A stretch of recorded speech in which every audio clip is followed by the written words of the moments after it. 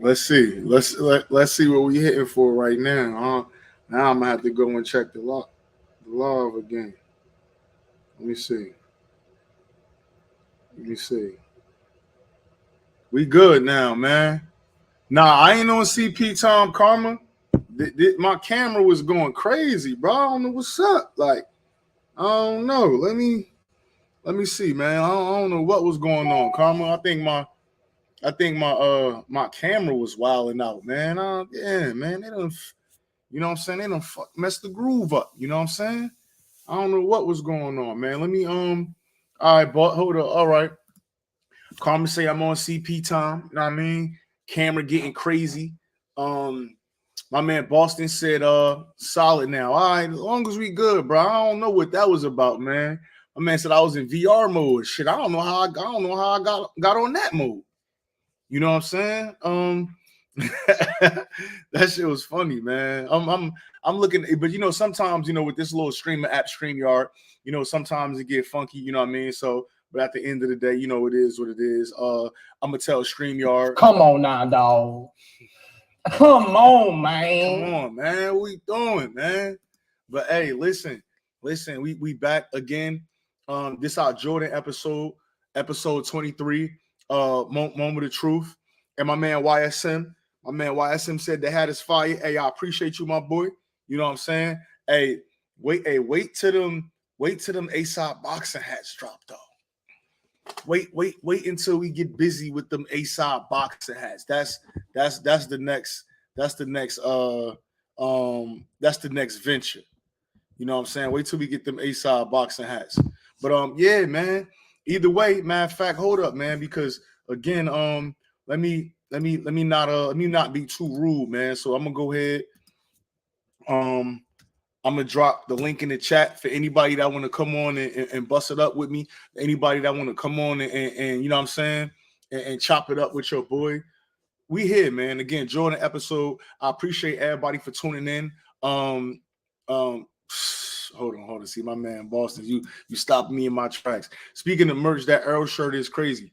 That Earl shirt is crazy, but for $65, that's, I don't know, man. I don't know. That's $65. That's a hefty fee. You know what I'm saying? That $65 is a hefty fee. If I'm a fan, I might buy the shirt if you win. You know what I mean? If you win, then you smoking on Bud Pack. See, that shirt, you know what I'm saying? That shirt is like, imagine having that shirt in your closet and then your man get put to sleep. You know what I mean? Now, I think it's a 50-50 fight for sure. We could talk about that, or whoever want to come on. If that conversation come up, we could for sure talk about it. But imagine that shirt that says smoking on Bud Pack and then your man get put out. You know what I mean? I might ask for a refund. You know what I mean? I might ask if it was a rebate. Do I get a money back guarantee? You know what I'm saying? And Carmen said it's probably not even good quality for $70. Listen, I never seen a $70 t-shirt. I never seen a $70 t-shirt. Never. This t-shirt I got on right now, this white tee, this is a polo tee. You can get 5 of these in the packs, and these is great quality. I never seen a $70, and that costs what, $40 probably? $35 if you catch it on sale at Macy's. That's all I really wear is polo t-shirts. You know what I'm saying? I never seen a $70 t-shirt. I don't even know what that looks like. I don't even think that's not a thing.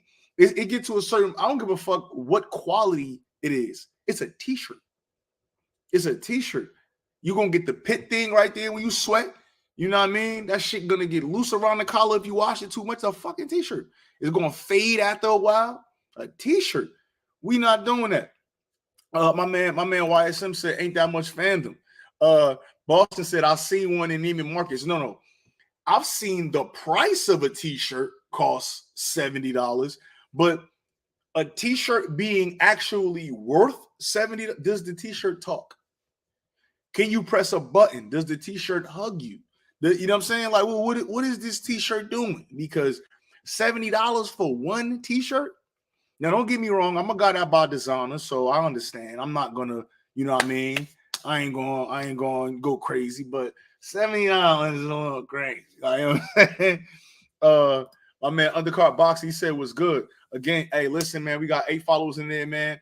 Hey, if you're new to the channel, make sure you subscribe to the channel, man. We on a hunt to a thou wow. You know what I mean? My man Undercard said he got the shirt. Yeah, we on a hunt to a thou wow, man. I appreciate y'all joining ASOP Boxing. Again, the reason why y'all here is because most motherfuckers don't know shit about boxing. That's a fact, though.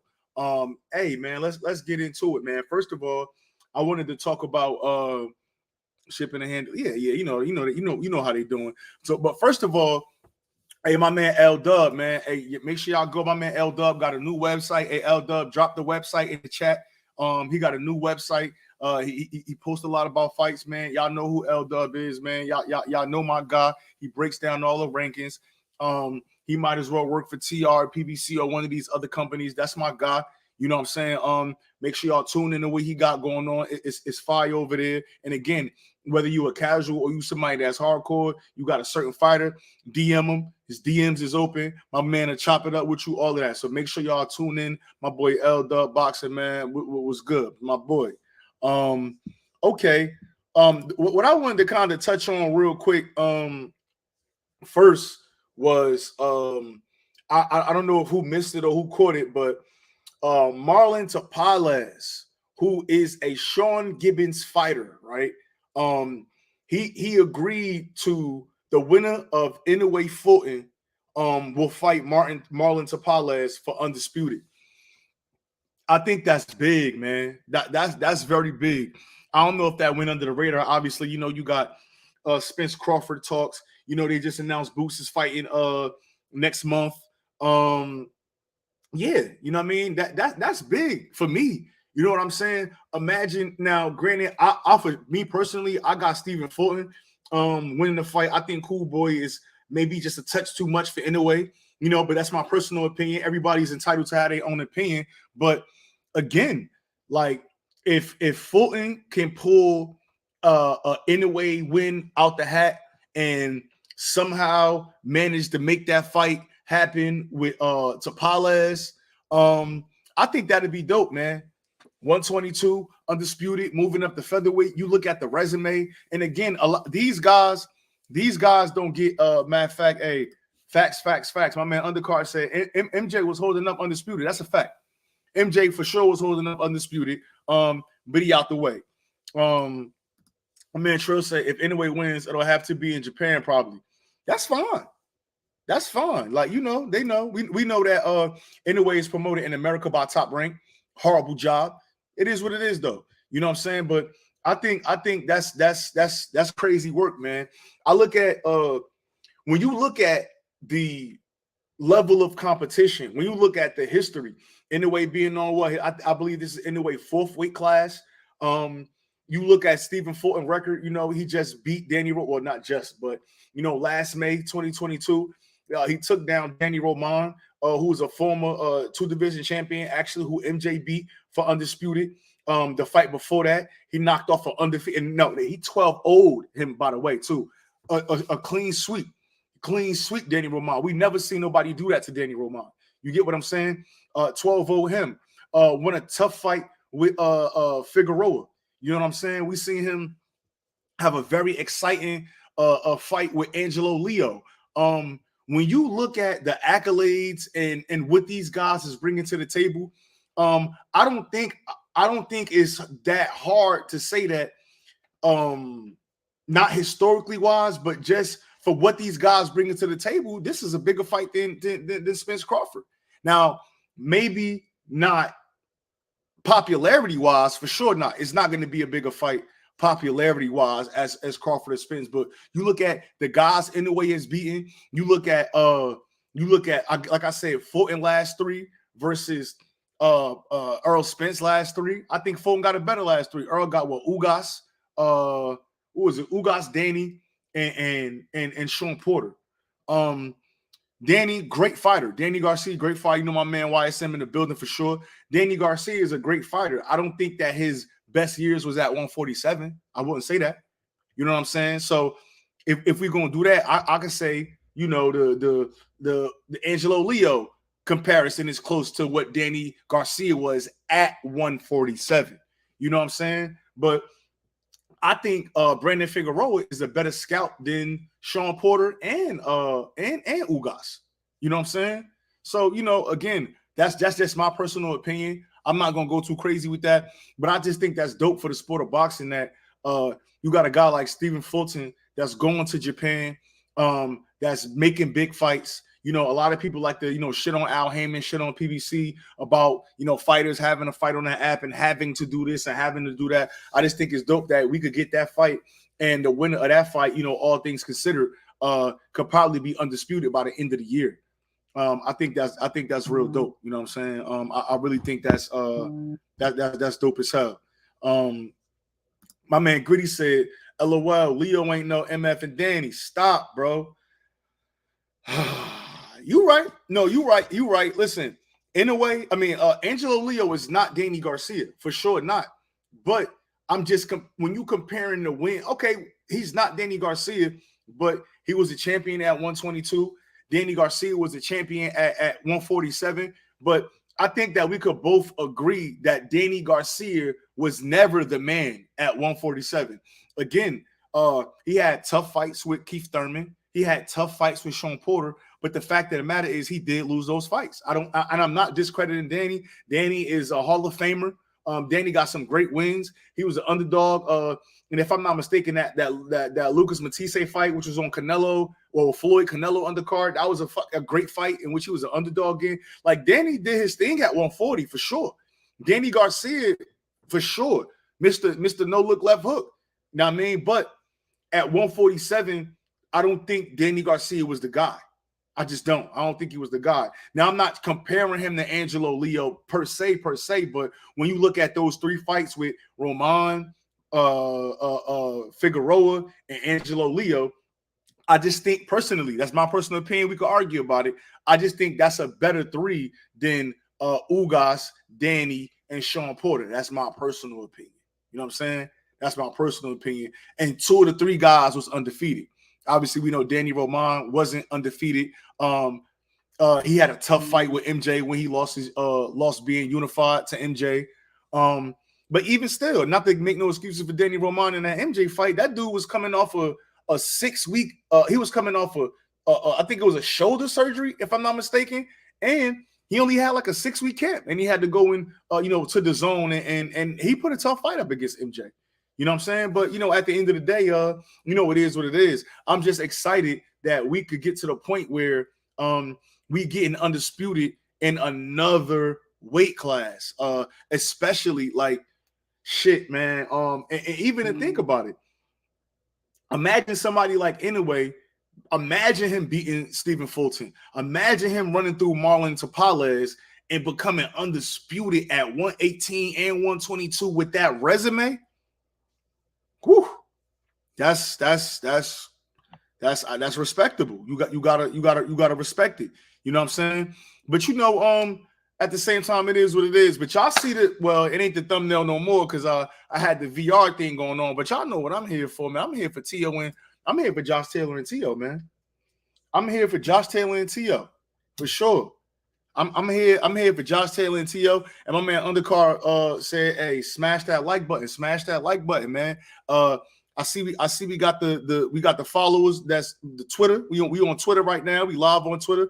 We got 35 guys up on the Twitter joint, man. So we got about 40 people tuned into the live. Make sure y'all hit that. If you on Twitter watching, make sure you go to the link in my description. Go to A-Side Boxing and subscribe to the channel, man. For real. Subscribe to the channel. But again, I just dropped the link in here. If anybody want to come in, that's the link right there. But this Tio fight is interesting to me, man.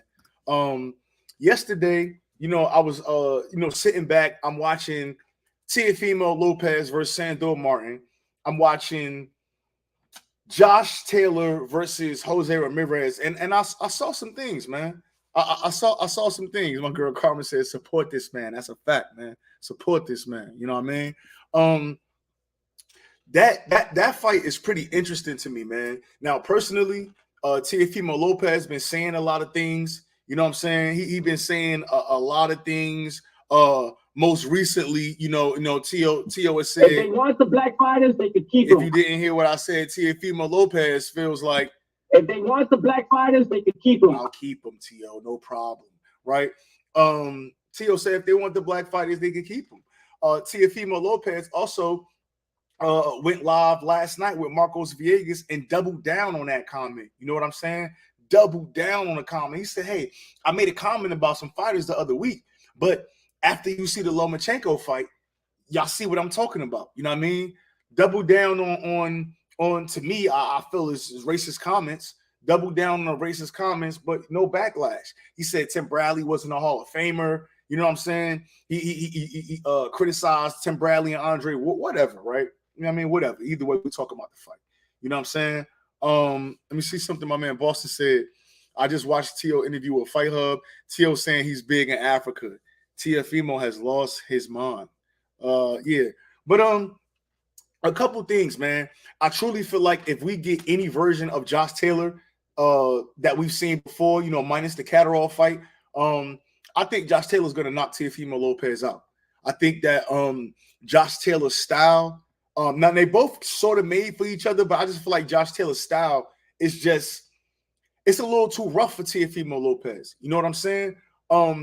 Josh Taylor, he's quick, he's deceptive, and Josh Taylor's nasty guy, nasty. The things that Devin Haney was saying about Lomachenko, that's what Josh Taylor is, right? Super aggressive. He's gonna punch you on the break. He's gonna lean on you. He's gonna push your head down if you allow him to. You know what I'm saying? He's gonna punch you in the legs. Like he gonna hit you wherever he could hit you. That's what Josh Taylor does. We seen Teofimo Lopez. We seen him in fights, but I'm not sure if Teofimo got that mean streak like Josh Taylor. And I think too, what one thing that is hard to adapt to is a guy with a mean streak. You know what I'm saying?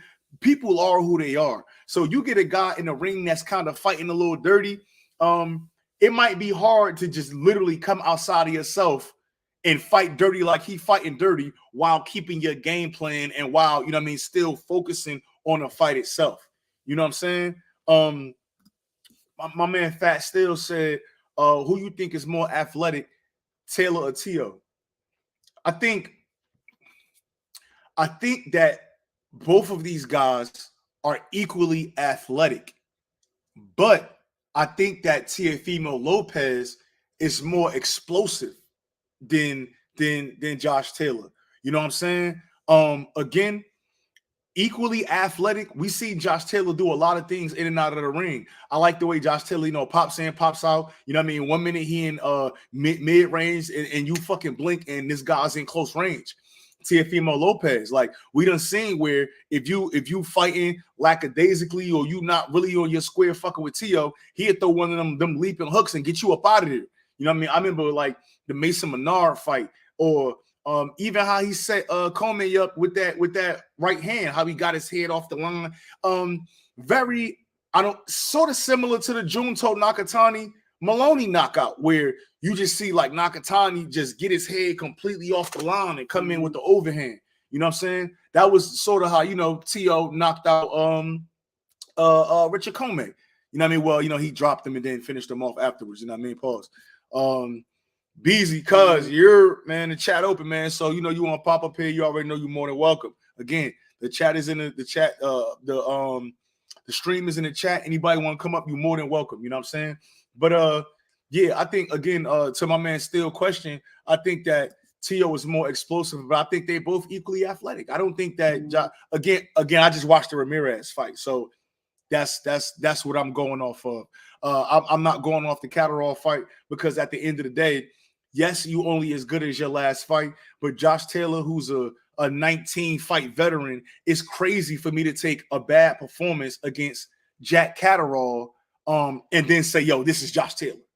You know what I'm saying? Even with Teofimo Lopez, like, I wouldn't do that. But if you look at Teofimo's last 3 performances, and just going back to the performance against Sandor Martin, Teofimo Undercard. You got. All right, we good. Teofimo Lopez. He had a lot of.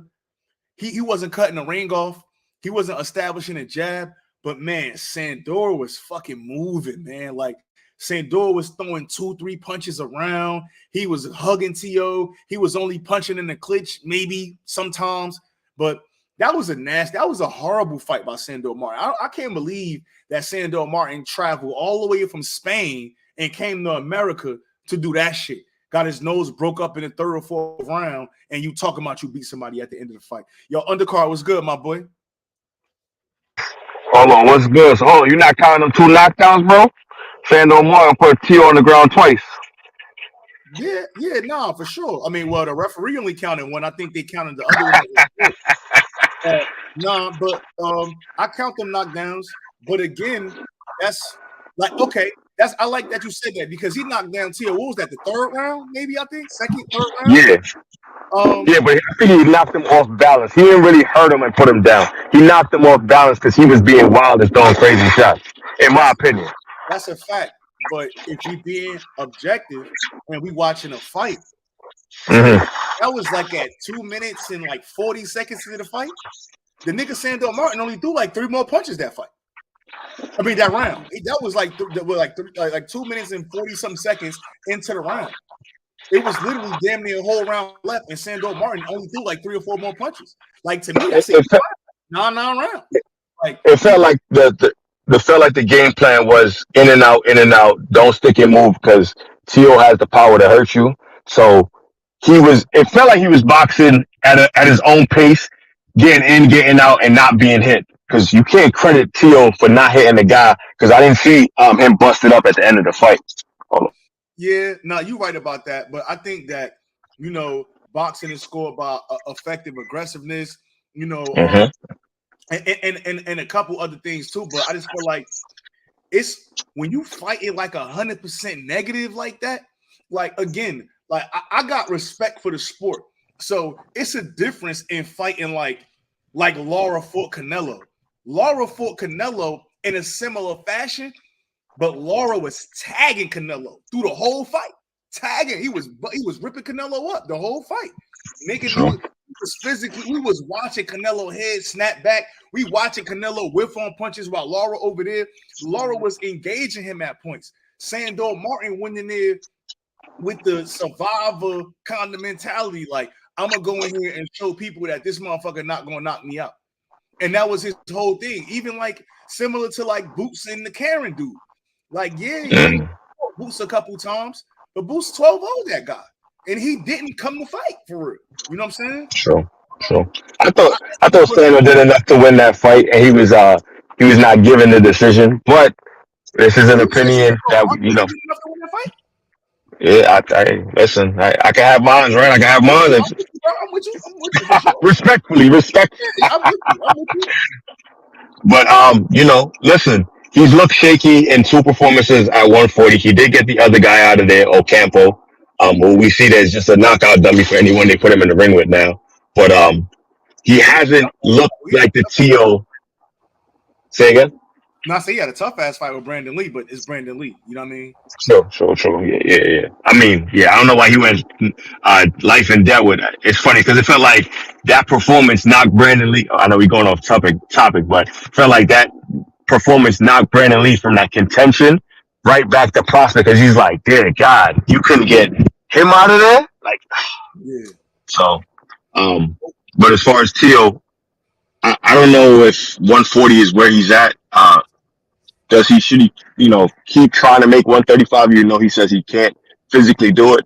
Boxing is about sacrifice, and he looks like the explosive guy at 135. At 140, I don't know. Food. And we're going to see this Saturday. But there's so many fight cards going on, bro. Sonny Edwards. You got Jaime Munguia. Yeah. You got the zone, Manny Flores making his debut at Golden Boy. Adrian Broner. Dervin Check, man. Boxing is in such a great place, bro. I'm just excited and blessed that we have so much stuff to cover. Like, you're not free of homework. Like, I'm going to go study over here. I'm going to go watch this over here. I'm going to go look into this over there. So boxing is in a phenomenal place, man. And I'm just enjoying it each and every day. Yeah, nah, for sure. But the kind of stick to the Tio fight. Just jumping back to that, man. I think that the last time we seen Tio, and I said this early on in space, the last time we seen Teofimo Lopez on the inside fighting was the second half of the Lomachenko fight, and he didn't look like he knew what the fuck was going on, right? Right. And you fighting a guy in Josh Taylor that got very good feet that could get in and get out, and he's nasty on the inside, man. This guy is nasty. He gonna punch you on a break. He gonna fucking put you in a headlock. He gonna do a lot of things. And since that Loma fight, we haven't seen Teofimo Lopez in that pocket. We ain't seen him get on the inside and really have to scrap. So I'm curious to see, like, when Josh Taylor make this fight on the inside. A dog fight. Yeah. I seen an interview yesterday, and Tio was talking about they made some adjustments. I think the biggest mistake that Teofimo Lopez has been making post Lomachenko is that he went away from who he is, which is a pure counterpuncher. Teofimo Lopez is a pure explosive counterpuncher. When you're trying to walk guys down and that's not your style, you're not gonna look like who you are. Both of these guys is counterpunchers, so I don't think Josh Taylor is just gonna be there for every single counterpunch that Teofimo throws. But I think that's gonna make it for an interesting fight. Cuz was good. What's goody with you, cuz? My fault. My phone keep ringing, so I kind of lost track of what I was saying or whatever. Which I was we talking about. Tio Josh Taylor. Tio Josh. I mean, I got Taylor by 8th round stoppage, but I mean, it's an interesting fight because we don't know which Tio is going to show up and if he has the tools in his arsenal to counteract what Josh Taylor is going to be dishing out on Saturday. So that's what we're talking right now. We don't know which Taylor going to show up. Yeah, that's the thing. That's the thing. They, like sure. Tio is like Taylor, like Cuz was just saying, like Tio original style is supposed to be made like Josh Taylor is really supposed to be tailor-made for Teofimo with his original style that he fight. So it's about that counter punching ability. Is he still that Tio that could catch Taylor coming in? Because, you know, Taylor get aggressive, he get dirty. I want to see how Tio going to respond to the dirty side of Taylor, because we know that's going to come if he getting tagged up. If he getting tagged with those counter shots, you know Taylor going to muddy it up. He going to muddy the waters up. And I want to see how Tio going to react to that. But I don't know I don't know which fighter we going to get from both. You know, I rock with Tio heavy. Yeah. Like, I rock with Tio. I'm against a lot of the stuff he be saying. Like, he be crazy. He kind of nuts. But I respect what he could do in that ring. Like, I seen a lot of fighters, and that kid's special when he's serious and he's, I guess, healthy or whatever. So, may the best man win. But right now, to be honest, I would favor Taylor too, but I want to see Tio win. No, facts. My man Boston said, I haven't watched it in a while, but didn't Tio come forward and halt any kind of attack from Loma in the first half of that fight? That's very true. He did keep Loma off him in the first half of that fight. Yeah. But Loma 5'5". You know what I'm saying? Josh Taylor is a full-blown 140-pounder. This motherfucker, remember, after the Nakatani fight, Teofimo Lopez got on the camera and said, I don't like fighting tall guys. I don't want to fight no tall guys no more. He said some crazy shit. Like, I think that was the first time we seen like a not so dominant performance from Teofimo Lopez, and he got right on the mic. I don't like fighting tall guys. Well, but he moved up though, where taller guys at. So you got to take the shit Tio say with it. Come on, cuz you know he. I'm just saying. I'm not talking about no. I'm just saying like that style of fighter, that tall, long, rangy fighter that he had issues with. It was enough issues for him to get on the mic after he won and said, "Damn, bro, that was a difficult." He didn't have that Tio confidence. Like, you know what I'm saying? He like, "Damn, I don't like fighting tall fighters." Now you moving up a weight class with a guy that's way more better, way more aggressive, way more stronger, quicker, all of that. He's got Josh Taylor better than Nakatani by by ages. You know what I'm saying? Yeah, I want to see if T.O. Power really arrived at 140 too, because that could be a thing too. Yeah, That could be a thing. This could be the fight where his power really arrived at 140, and that could make a difference in how Taylor coming in there. Facts. Like you could be a come forward gritty fighter, but if you getting hit with shit that you like, hold up, it's gonna make you think twice. And then T.O. could work how he was working Loma. He could go back to that. If he gets some respect from Taylor. This the only thing that it make me kind of hey undercard. You got mute your joint. That shit is yeah. Appreciate you, bro. This the only thing that make me when you talk about power, like Josh Taylor got a bad habit. Sometimes when Josh Taylor be in them clinches, he'll pull out with his hands down, like for example, when you look at a fighter like Earl Spence. 90% of the time his hands is here when he's fighting. Josh Taylor, you could see him like during the course of the fight, you could see Josh Taylor reminding himself to put his hands back up. That's a fact. Josh Taylor clinch you, and when he back up, his rear hand to be right here, and his lead hand to be on his waist. Teofimo do the same thing though. So it's like you got to fight with two counter punchers. Well, both of these guys is counter punches, but in the last three, we've seen T.O. try to be aggressive. So he got to break that style and get back to his original style. But at the same time, even with the power, cuz like he might get that power, but I'm having a hard time in my mind thinking that he's gonna be stronger than a motherfucker like Jose Ramirez. That he's strong. Like you could see some of them punches was hurting Josh Taylor for real, but he never went down. He took some flush shit from him. Like, you know what I'm saying? So I think, again, maybe his explosiveness could do it because I think if T.O. land one of them leaping left hooks with Josh Taylor got that lead, he might fuck around and smoke Josh Taylor. That's what I'm talking about, though, because like Jose Ramirez, Ramirez is like slower than T.O. For sure. And you know it's the shots you don't see with the power, cuz. That's what I'm saying.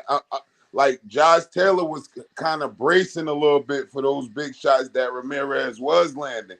But it's the shots you don't see. Like Terrence Crawford, he is naturally strong guy, but where he be getting guys at is with the shots they don't see. Yeah. Like you see how Sean Porter looked to the side when he got hit with that shot. Like, damn, like I went down from that. Word. Like, damn. Like, you couldn't see it. And it could be the same thing. I just don't know. Like, because T.O., he let me down on that last fight. You know how I feel about him. And I'm not going to just come in here like, yeah, T.O. going to win, T.O. Because I know how good Taylor is. Taylor really that guy. Yeah, I think, again, cuz, like, again, and you know, me and you be having this conversation in private a lot. You know how I feel about Teofimo Lopez. But I went back and watched that Sandor Martin fight last night. It's hard to look good against somebody like that, man. It's hard to look good against somebody that got it in their mind that they not about to engage you like that. That's the fact. Like the guy boots for it. It's hard. We say it again? Like Karen, that boots for it. Yeah. It's hard to look good against people like that, bro. Yeah. They just trying to, like, I'm trying to land my little shots and move around the whole fight. I'm not trying to engage with you. I'm not trying to mix it up with you. I'm just trying to land my little couple shots and make you miss so I can win around off my couple counters or whatever that I did land. Yeah. You feel me? So I think Sandor Martin is just a hard opponent for anybody that he's gonna fight. Like just his style alone, it's difficult. And I don't think this fight is gonna be nothing like that. It's gonna be spots for T.O. to capitalize on. It's gonna be there for him. Josh gonna give you some spots for you to catch him, for sure. Yeah. My man Gritty said this must be the T.O. apology show. Nah, look, he know I don't like T.O., but at the end of the day, watching that fight, I gotta be real about the fight. Like the personal aside, I gotta be real about what I'm watching, Gritty. That's what I tell you when the fight went off. Because Say it you again.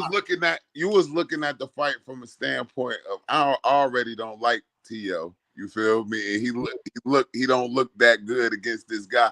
But I Yeah. told you, soon the fight went off, we spoke on the phone. I said, cuz he was running the whole fight, cuz. Yeah. T.O. couldn't really, he was throwing that same punch and just moving around the whole fight, cuz. Yeah. I told you that, and you said I guess you said you watched the fight over, and it's tough to deal with. Yeah. It's But not and you know, I was really there. and you remember I was in a building for that fight too. Remember, I was in a building for that fight. But at the same time, the same way I'm not gonna cut Boots no slack, I'm not cutting T.O. no slack for not cutting that ring off, cuz he could have did a way better job. A lot of the fight, he was just following Sandor around, following him around. And he did bust Sandor nose up early, so it wasn't like he couldn't get close enough to make contact. But at the same time, when you just following a fighter around, that says something about your ring. And this is why I really think that Teofimo gonna lose. Him and his father could come up with a great game plan, right? Josh Taylor is a pound for pound fighter. I've seen him 12 rounds with Regis Prograis. I've seen him go 12 with Ivan Baranchyk and put a whooping on that motherfucker. I've seen him go 12 rounds with Jose Ramirez and clearly win that fight.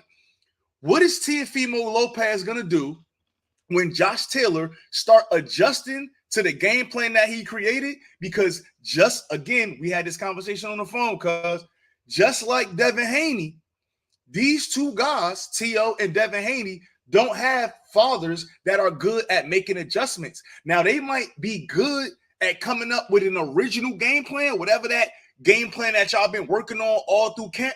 That's cool. But just like we seen in the Lomachenko fight, the 6th round when Lomachenko sell out and he started adjusting, now Teofimo Lopez, who's the bigger guy, look lost in the pocket. If you look lost in the pocket against Vasyl Lomachenko and you the bigger guy, what the fuck you gonna do when Josh Taylor, who was the dog in the pocket, what you gonna do when he break distance? And mind you, Teofimo Lopez is not a jabber like that. You know what I'm saying? Yeah.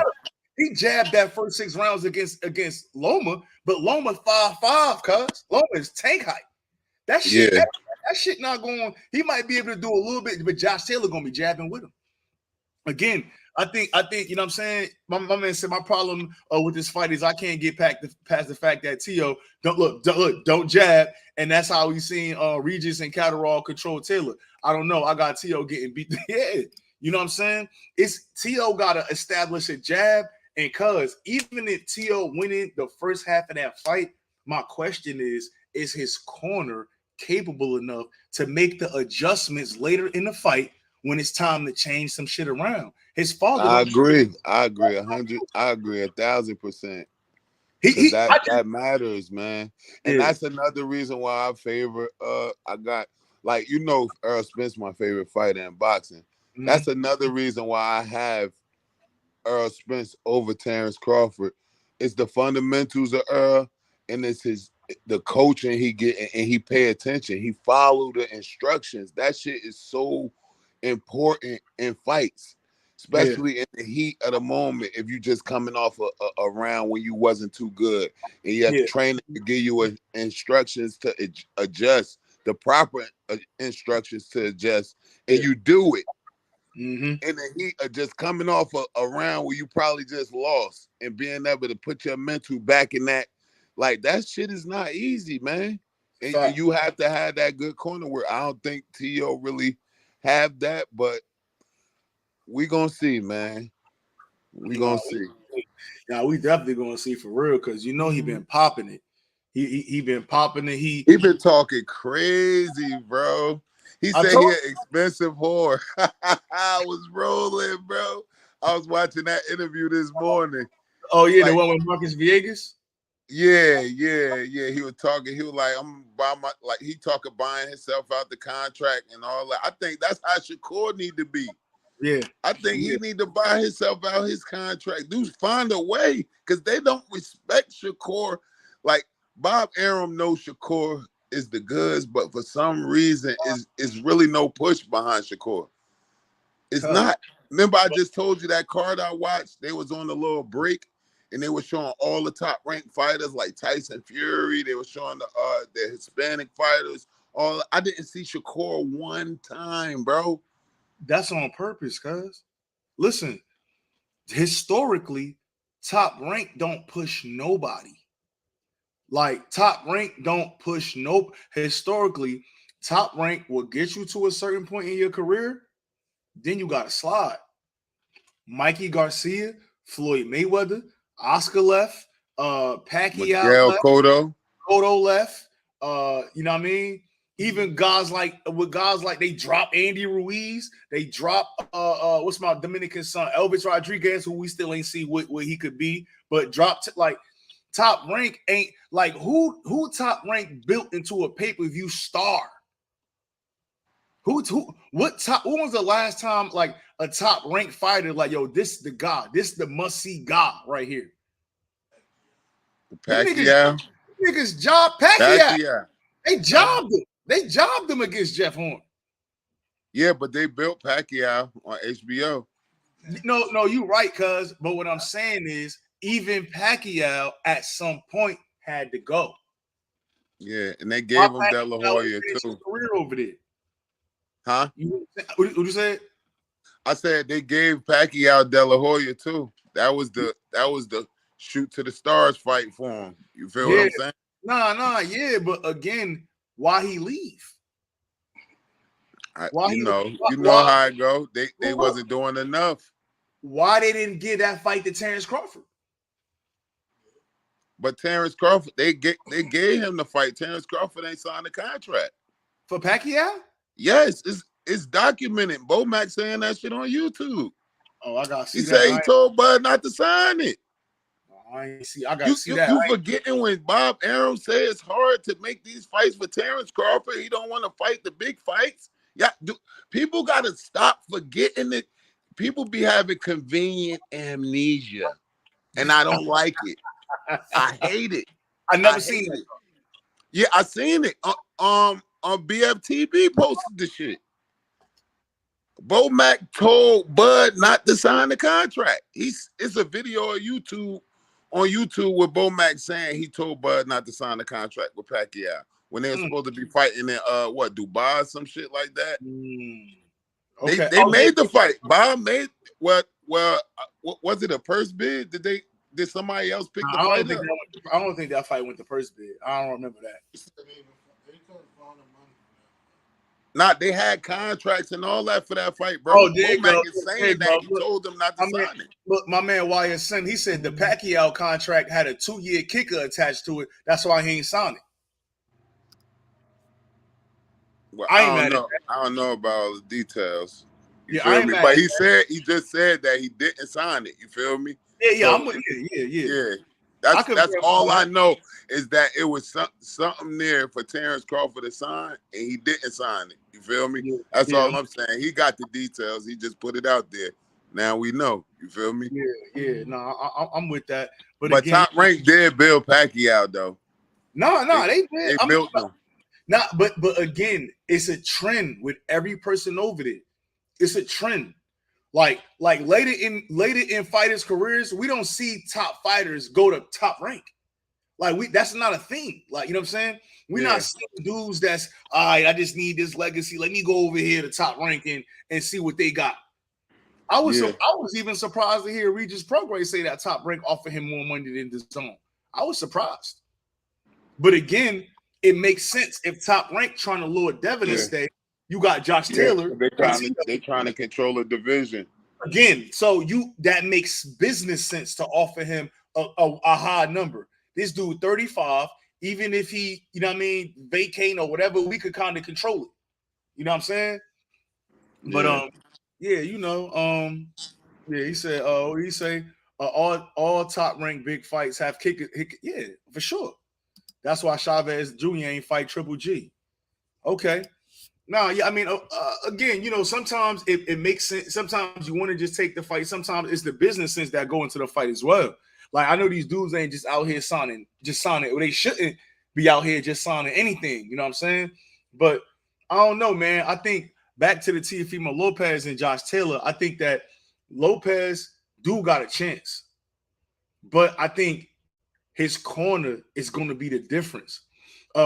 Josh Taylor done linked up with a trainer named Joe McNally. You know the Black Irishman, the guy like Kevin Ajarko. That's his new trainer.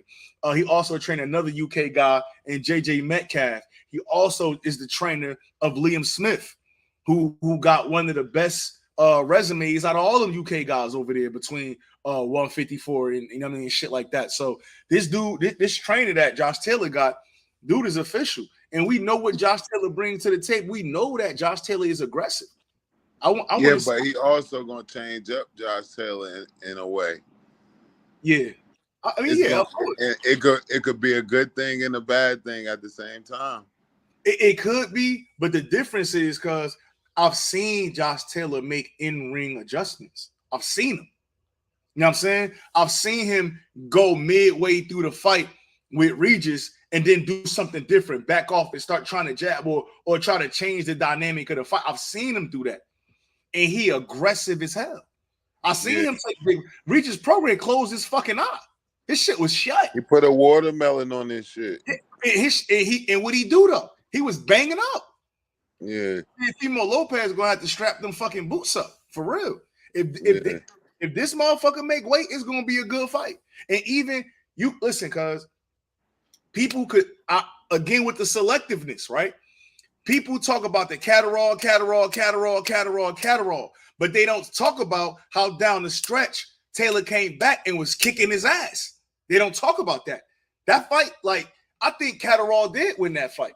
But that fight was even the reason why the fight was even close, period, was because the reason he was getting closer because he was dirty in the water. That man started fighting dirty and shit, bro. I'm like, what the fuck? What is he doing? That's what he do. That shit was disgusting to me, bro. I'm like, damn, you really like that's how you gotta win, bro. You Josh Taylor.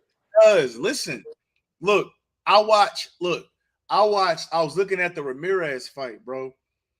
7th round. Kenny Bayless, he smacked Jose Ramirez on the arm. Taylor see him smack bro on the arm. That nigga Ramirez backed up. You hear me? Yeah. Listen, Josh Taylor, he one of the best at like making you think he like I was saying this earlier, like you know how fighters could be in a clinch, cuz and sometimes when they in the clinch, it don't even be the referee that break them up. It's almost like a mutual, like, all right, we're gonna just break up right here a little bit. Yeah. All right, we're gonna step back. Bro, you do that shit, he gonna crack you. He gonna crack you, bro. All that shit that Devin Haney was saying about Loma, that's Josh Taylor. That's Josh Taylor. Yeah. But the fact of the matter is, it's not no secret. We know who this guy is. We know who Josh Taylor is. That's one of the dirtiest fighters. That's probably the dirtiest fighter in this era, bro. Right, so. But that fight with Catterall, bro, I was like, oh shit. He won the win-win. Catterall nice though, bro. He was tagging him on the counter tip. Yeah.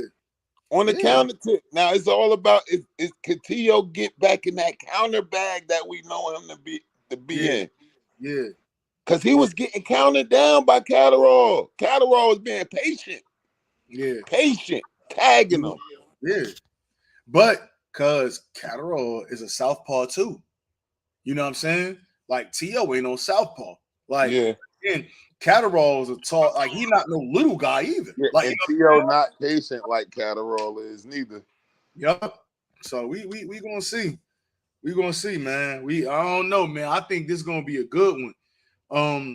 We got Xander Zayas on that undercard. How you feel about Xander Zayas, yo? Like he giving me right now, Xander Zayas giving me Virgil Ortiz vibes. Like he was supposed to fight on the Catterall card. No, he was supposed to fight on the Devin card, I think, or a week after Devin and Kambosos' first fight.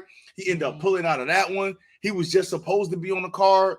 he ended up pulling out of that one. Yeah, It's he probably too big for that weight class.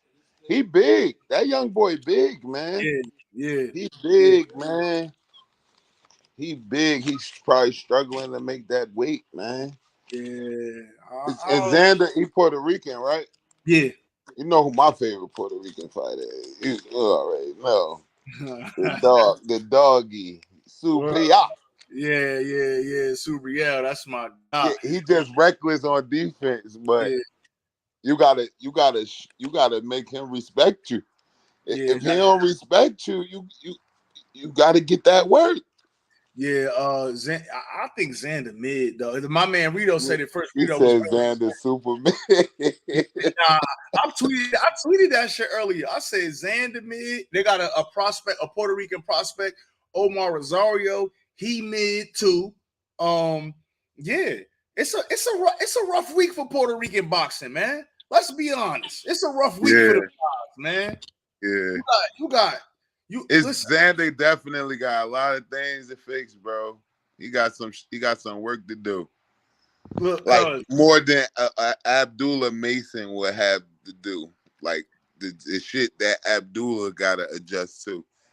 nah. Hey, cuz, give me 1 second. I want to read this because I think this is important. I just want to touch on this 2-second style. We're not going to stay in it because ASOP Boxing is a boxing channel. We don't get into the zesty work. We don't get into the squiggly lines. None of that. You know what I mean? We don't get into the truck backing up. None of that. But I just want to read this, man. So we got an official statement. It says, first of all, I want to start by apologizing to all my fans, my fans, friends, families, and supporters for the unexpected mess that my sexuality, about my sexuality. You know what? Listen, man. Josue Vargas put out a long ass post. Basically, it was almost like an anti-gay post too. Like, not only did he say he not gay, it was almost like I ain't gay, and if you gay, I'm sorry for you.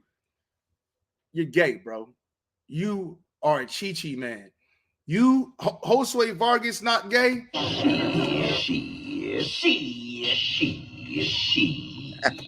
Listen, man, Josue Vargas. This is a sick Negro. Yo, you ain't a Negro. You a sick Taino, man. Listen, man. Yeah, that's crazy. Listen, man. I didn't even see the post, cuz what he was saying. He was saying, basically, he was like apologizing to his family. He's saying he got mental health stuff going on. That's the reason why that video surfaced and all of that. Listen, man. Yeah. This is a sick Negro. Yeah. Sick Negro, man. Listen, man. Listen. I seen a video that I didn't want to see, man. This guy, man, no way. No way, bro. If the sky blue, then the sky blue, bro. Cuz. The facts is there, man. Ain't no way. And why did that shit get leaked for? Like I heard. I can't even. We're gonna talk offline. I know who leaked it. We're gonna talk about that offline. But yeah, that shit, wow. Yeah, man. Again, this channel, y'all know I talk boxing and shit like that. I don't have a problem with nobody in their own sexuality. But what's nuts was Paul. I'm not gonna use that. I gotta leave that word out of here. What's crazy to me, yo, you funny as yeah. That's crazy to me is that you rob a bank, then you come out and say that you got a mental illness, and I'm sorry if you a real bank robber because I'm not a real bank. Yo, what is you talking about, yo? Nah, that's facts. Yo, what is you talking about? That's son. I see the video is in somebody's comments. Because it's fucked up because people really have mental illness and shit, and I believe like he could, but it's a shame if you're trying to throw that on a mental illness if that's just what you like. You feel what I'm saying? Yeah. You probably got people in your family that's looking at you a certain way, but you don't try to throw it on mental illness when it's really people struggling with that shit. and really trying to overcome that. And people with suicidal thoughts that ain't going through that type of shit. That ain't dealing with same sex type shit. They just have real mental illnesses. And to throw that on that to try to wiggle up out of that, that's all type of wrong. Yeah, nah, facts, bro. But again, Carmen said, listen, Carmen, don't be asking them kind of questions on Truth Channel, man. You know, but the crazy part about it is like it's a third person view, nigga. It's you doing what you doing, and it's you either got somebody else like you doing what you. Let's say me and my wife. I'm gonna just say that. Let's do that. Me and my wife is in the act, right? Now, me and my wife so comfortable in this act that while me and my wife is in this act, I got my phone in my hand, right? You ain't looking at the view from the phone in my hand. You looking at a view from either somebody sitting right there or a tripod that me and my wife set up to be right there. You confused? You got mental illness? Yeah, that's yeah. This is a sick Negro. That's premeditated murder.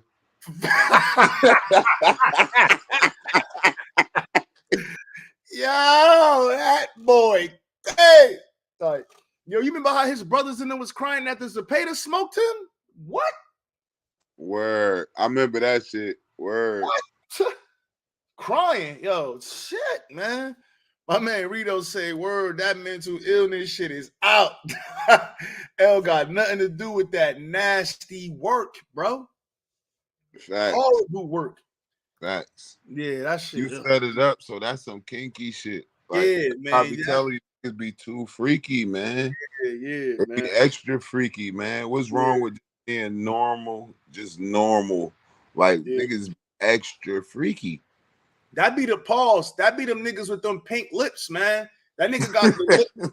Yo, you remember Home Alone, the little nigga Macaulay Culkin? He got the same lips like them niggas, man. That's what that shit be about, man. Niggas with them pink lips, bro. That shit is. They wildin', man. They got candy cane lips, man. What's wrong with you, man? These guys. So you saying he's saying other people, like, if you gay, he's sorry that you gay, but he not? Because it says, look, it says, I want to make it clear that I have nothing against someone's personal sexual preference. However, in caps, I am not bi nor gay. I am straight in caps. I understand people will have their own opinions and thoughts about the situation, and they are entitled to that. But I guess it is what it is. It's part of the new norm. Bro, see, it's a difference between somebody having an opinion about what they heard and somebody having an opinion about what they saw. What they saw. That's you trying to tell me that I didn't see what I saw. Mm-hmm. I'm not just like Fanon the other day. You trying to tell me I didn't see what I saw, my nigga, and I didn't want to see it. With Carolyn Ford. Yeah. Like, with all that being said, I will admit I've been going through a very difficult situation in my life. I've been battling depression and deal with some serious mental health issues. I never understood what it was until I experienced it. Many crazy thoughts have gone through my head recently, but I've learned that I have to own up to my mistake and face the consequences. That shit, wow. My poor judgment led to the biggest mistake of my life. It was an understatement to say that I regret the whole situation. For those who have stood beside me during this difficult period, I thank you. Once again, I apologize for those who have affected both directly and indirectly. And for those who find themselves on the other side of the argument, I apologize if I offended you. These moments in life that break people, I will find it in myself to be the best person I could be. That's wild, because that he was in mental illness and depression. I went through depression before, bro. When I was depressed, I wasn't even getting horny. I was trying to get back in my bag. Listen, bro. I wasn't even thinking about sex, bro. Yo. Going through depression, bro. Like, that shit is real. Like, you ain't even thinking about sex. You trying to get that mental back right. Get back on the right track. Word. It's crazy.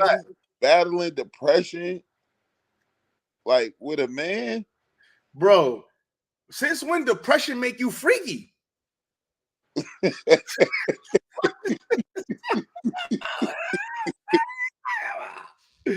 Yo, my bad. Hey, let's get back to regularly scheduled program, man. These guys is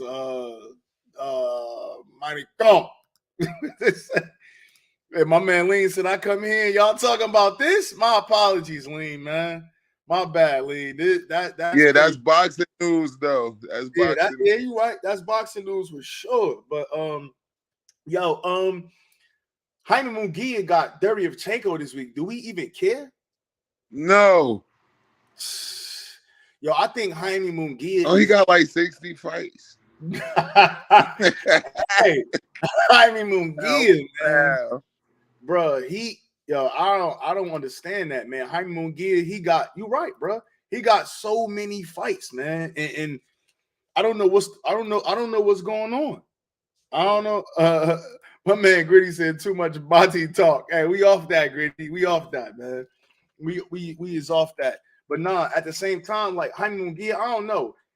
They tried to make a Charlo fight with him, so I give him that. But his team is the ones that end up moving that fight away, or I guess got rid of the fight because they wouldn't put it on the zone, whatever that may have you. But I'm not understanding, man. I don't understand like what's the purpose, man. But again, You get knocked out in sparring or something, bro, or it's like beat up in sparring sessions and shit against certain styles of fighters. I think With him. You said Go Oscar ahead. what? Bluffing with him. Yeah, I think that I don't even think it's Jaime Munguia, but then I also think like it's the dynamic at Golden Boy. I think Golden Boy had a top 4. I think you had Ryan Garcia, you had Zurdo Ramirez, Gilberto Ramirez, you had Jaime Munguia, and you got Virgil Ortiz, right? So Ryan Garcia took a loss, and it was off the zone. It was on PBC.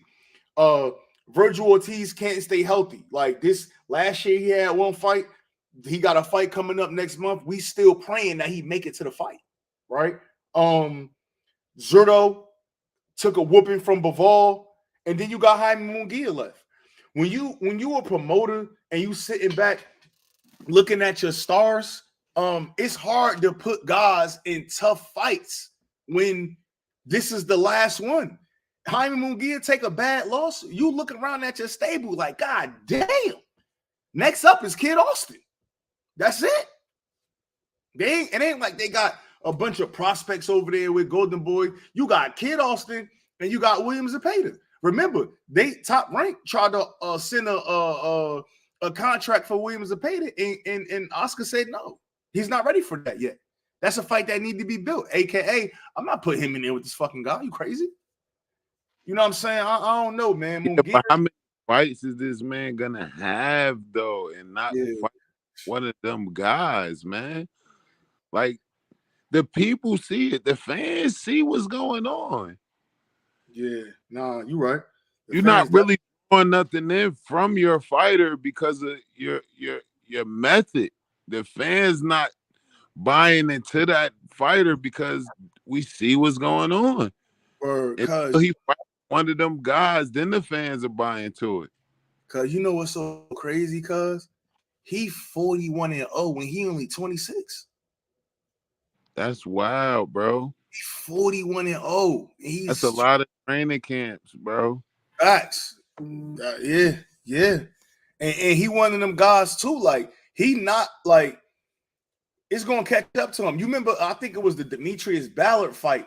Remember he had like fell on the floor and shit. They was fanning him and shit in there. Like I don't know. Bro just brought some shit to my attention. He said his only significant win is his first significant win. That's against Saddam Ali.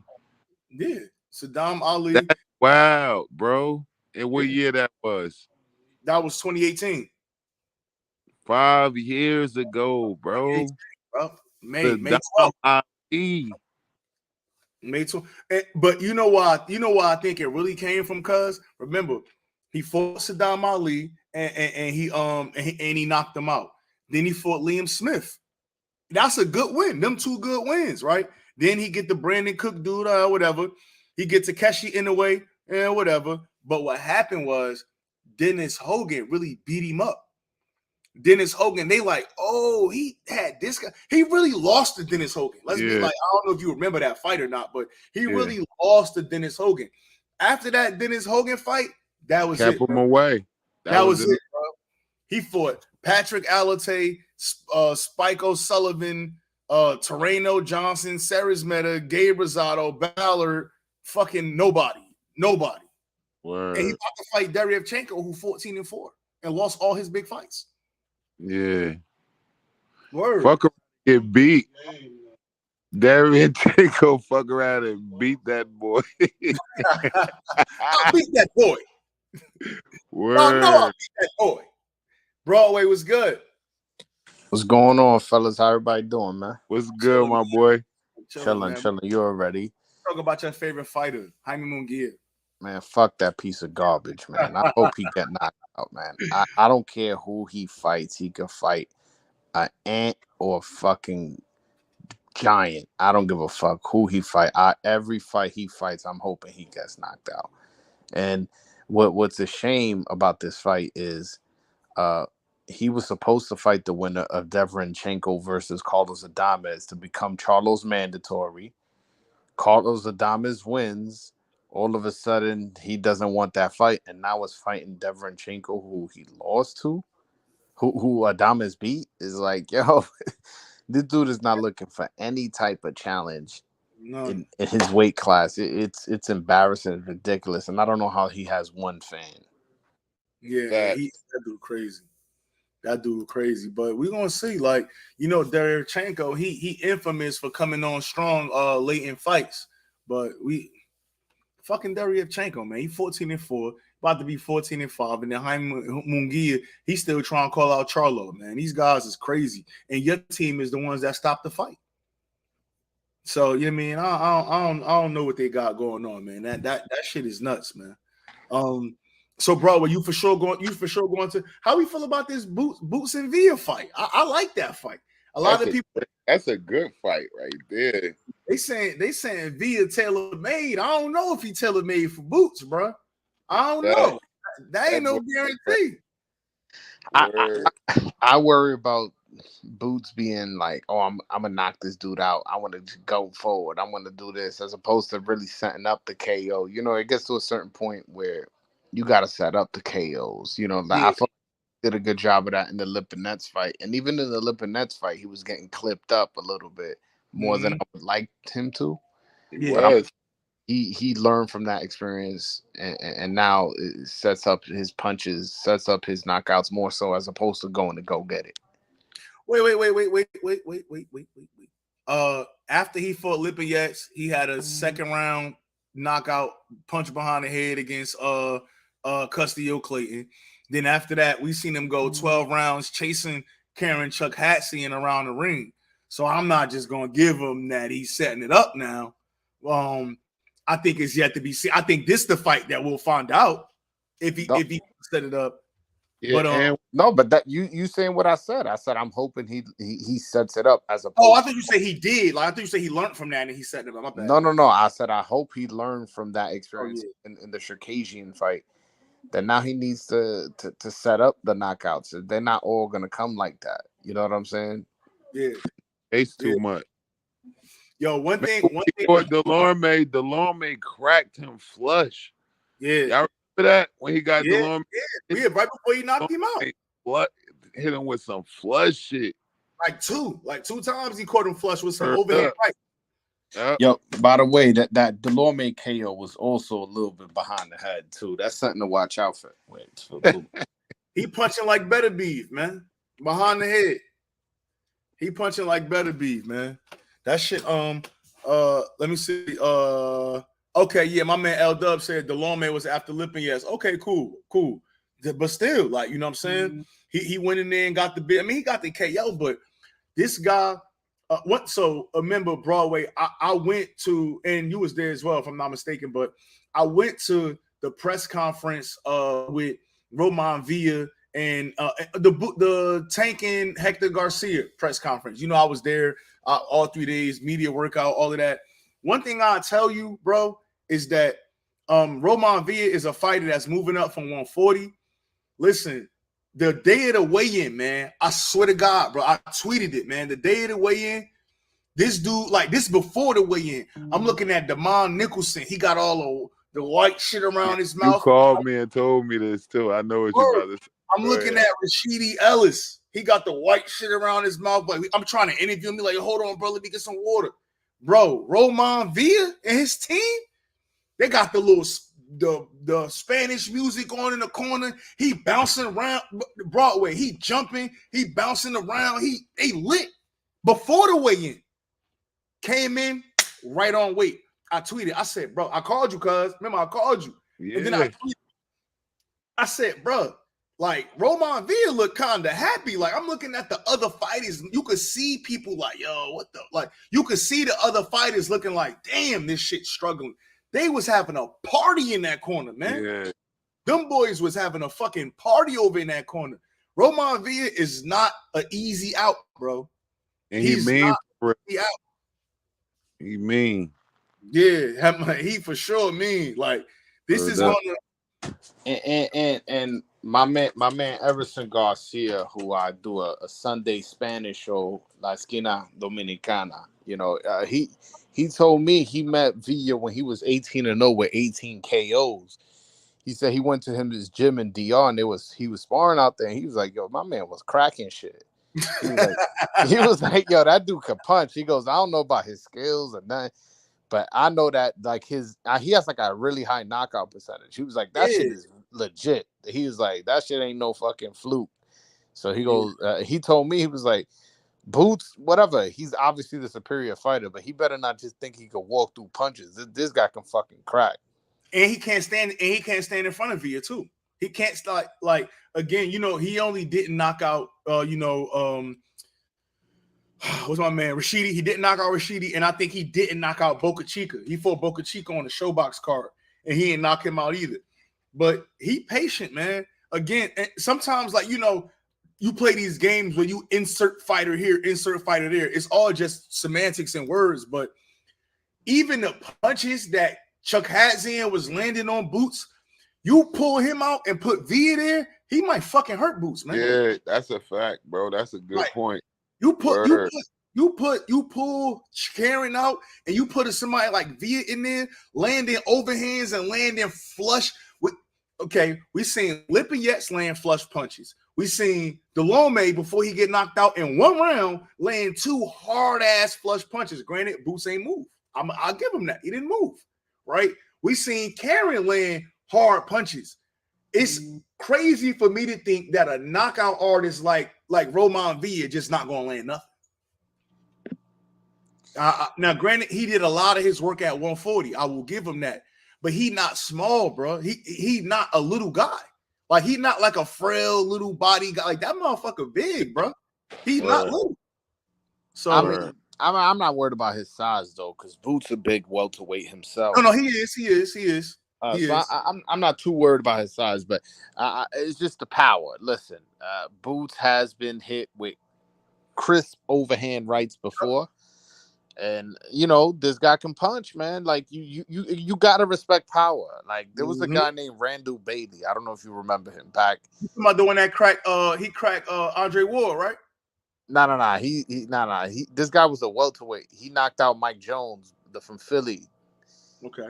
But the point is, he wasn't that like skillful, like oh my god. But this dude could crack. Yeah. And he used to knock a lot of people out just because, like, hey man, the guy wasn't 100% there, and then boom, like that Mike Jones fight, he was losing the whole fight. All he needed was land was one. So there's just certain things in boxing that you gotta respect, and power is one of it, man. Right. So hopefully Boots respects the power. Box a beautiful fight. If he does get caught, hopefully his chin holds up, and let's see what he's made of. You know what I'm saying? Because this will be his first win on his resume that you could point to and be like, oh, okay, you beat this guy, all right. Like this will be that first win. That. Bro. So let's see how he looks. You know who I thought you was talking about? What when you said that? You know what my mom went to Broadway? Darnell Boone. Yeah, I know. Once you said, "Oh, the guy who cracked," That's yeah, what my mom went to because he was for sure cracking. he wasn't beating a lot of guys, but he was for sure cracking. You know what I mean? Yeah, he dropped Andre Ward. Oh, my man L Dub said that Elvis Gomez should be on that card too. Hopefully, it's that fight where he was supposed to fight Rosario, and then so it ain't gonna be Rosario. Okay. Yeah, hey L Dub, man, go ahead and shoot me that DM, man. Who my man Elvis fighting? Because I rock with Elvis. Hey Bubs, remember we seen Elvis fight on a Christmas card in Nook. He fought on that card. On a veto on the card, I think it was. Yeah. What weight that was? 54.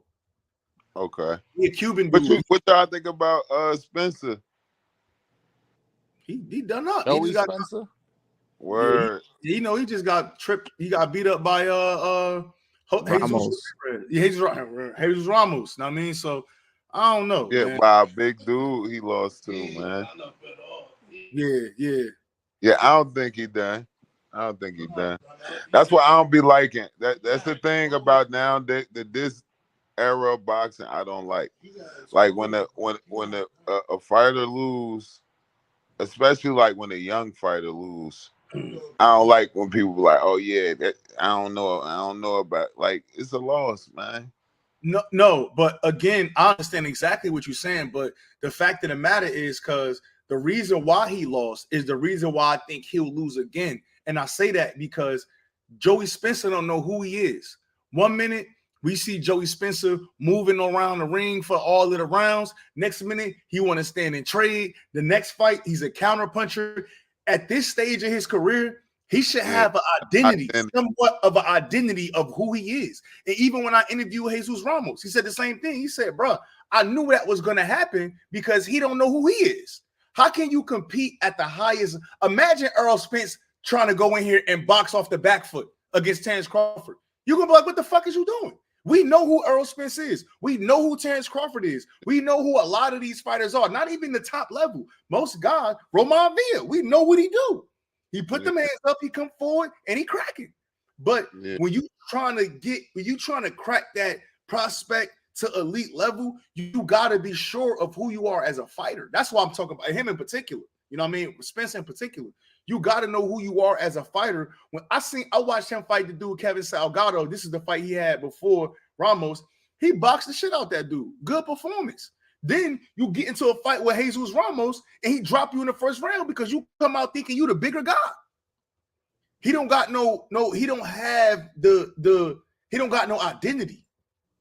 When you don't got no identity, that shit work versus guys you're supposed to beat. But when you fight in 50-50 fights, you cannot be like that. Not against a guy who know his again, when you don't got no identity, because you can't pinpoint what your strong suits is. You can't even pinpoint what your weak spots is because you just doing You're shit all over the place. You all over the place. Like, and that's so that's why I say that in particular. I think Spencer will always be able to beat a certain level, but then again, it's like, that's why I'm okay that we ain't see Vito with no big fights, right? Because I don't think Vito still really got down.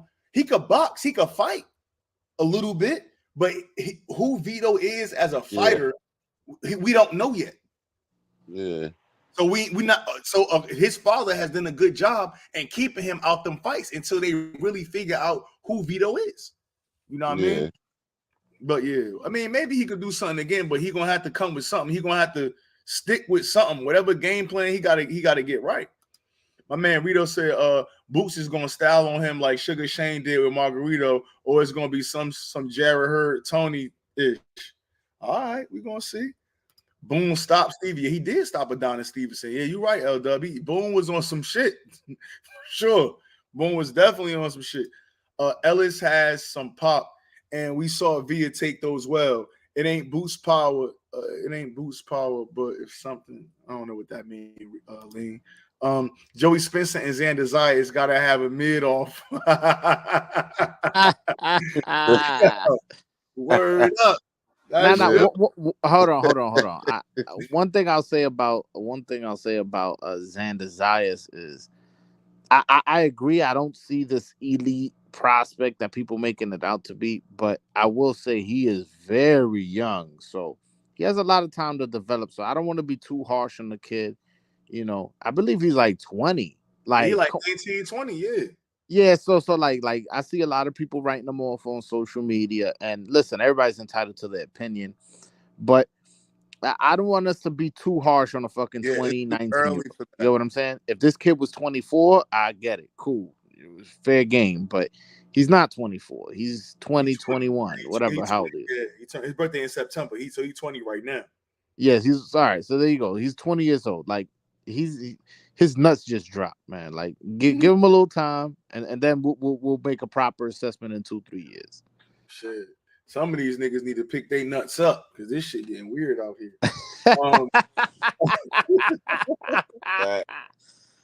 This is a sick Negro. Yeah, this dude's crazy. Joey Spencer only 23. You know what I mean? But shit, Jesus Ramos 22, and he know who he is. And quiet is kept. While I'm talking Jesus Ramos, I got good reason to believe that if Erickson Lubin win this fight on the 24th against Cuba, what is the dude? Luis Arias, that Jesus Ramos and Lubin gonna be next. That's what I heard. What about my man Brian Mendoza? What about my man Charles Conwell? What about those guys? Where do they stand at 154? Why they can't get no fights? What's up, man? Yeah, why you leaving my guys out? No, you know I'm high on Conwell and actually Charles I'm glad you said that. Let's get right into the news, Broadway, my man, right?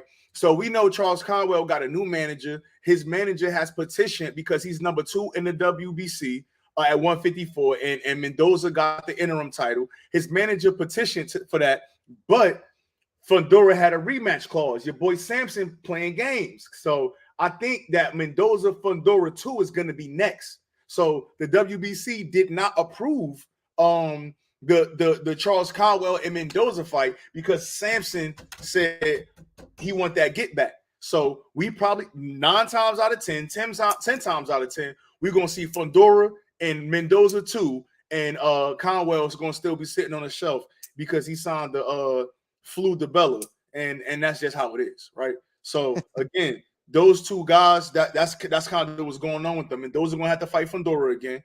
And that was a great knockout, but I'm not going to act like Fundora wasn't kicking his ass up until he knocked him out. Man, I don't want to say kicking his ass, but Fundora was winning the fight before he got knocked out.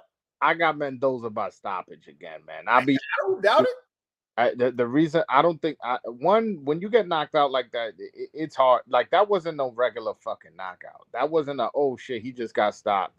That was a vicious knockout where he got knocked out on his feet and then landed 2 punches and then he just dropped from that high ass distance, unbroken fall. The fucking back of his head hit the canvas.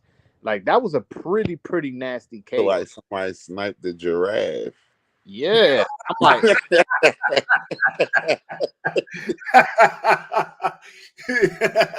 he sniped the giraffe, cuz it looked like how he fell, bro.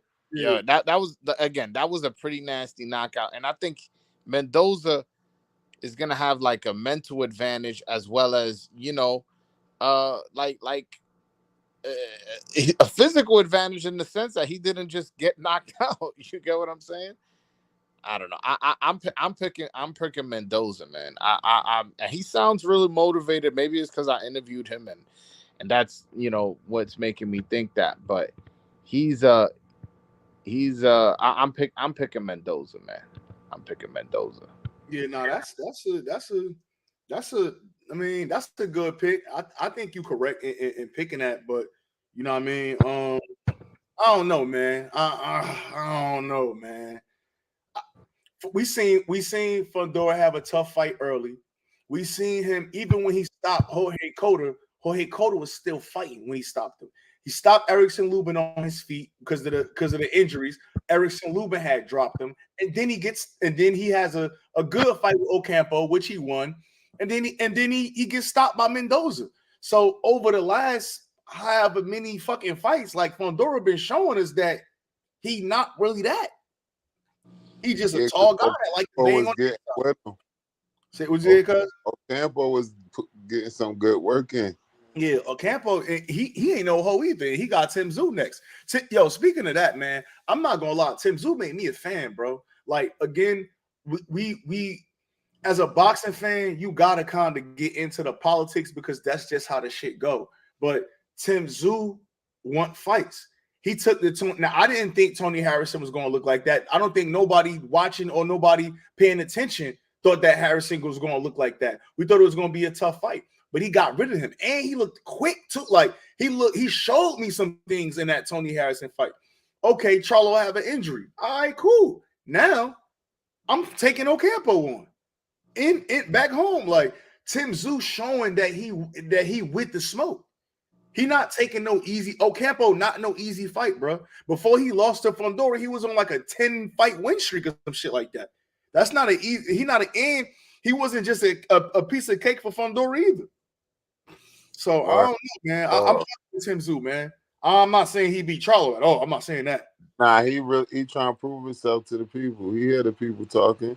Yeah, but when Charlo fought Castaño, I don't remember when he fought Castaño, but he got a fight. It was like last year in the summer. Yeah, let me see.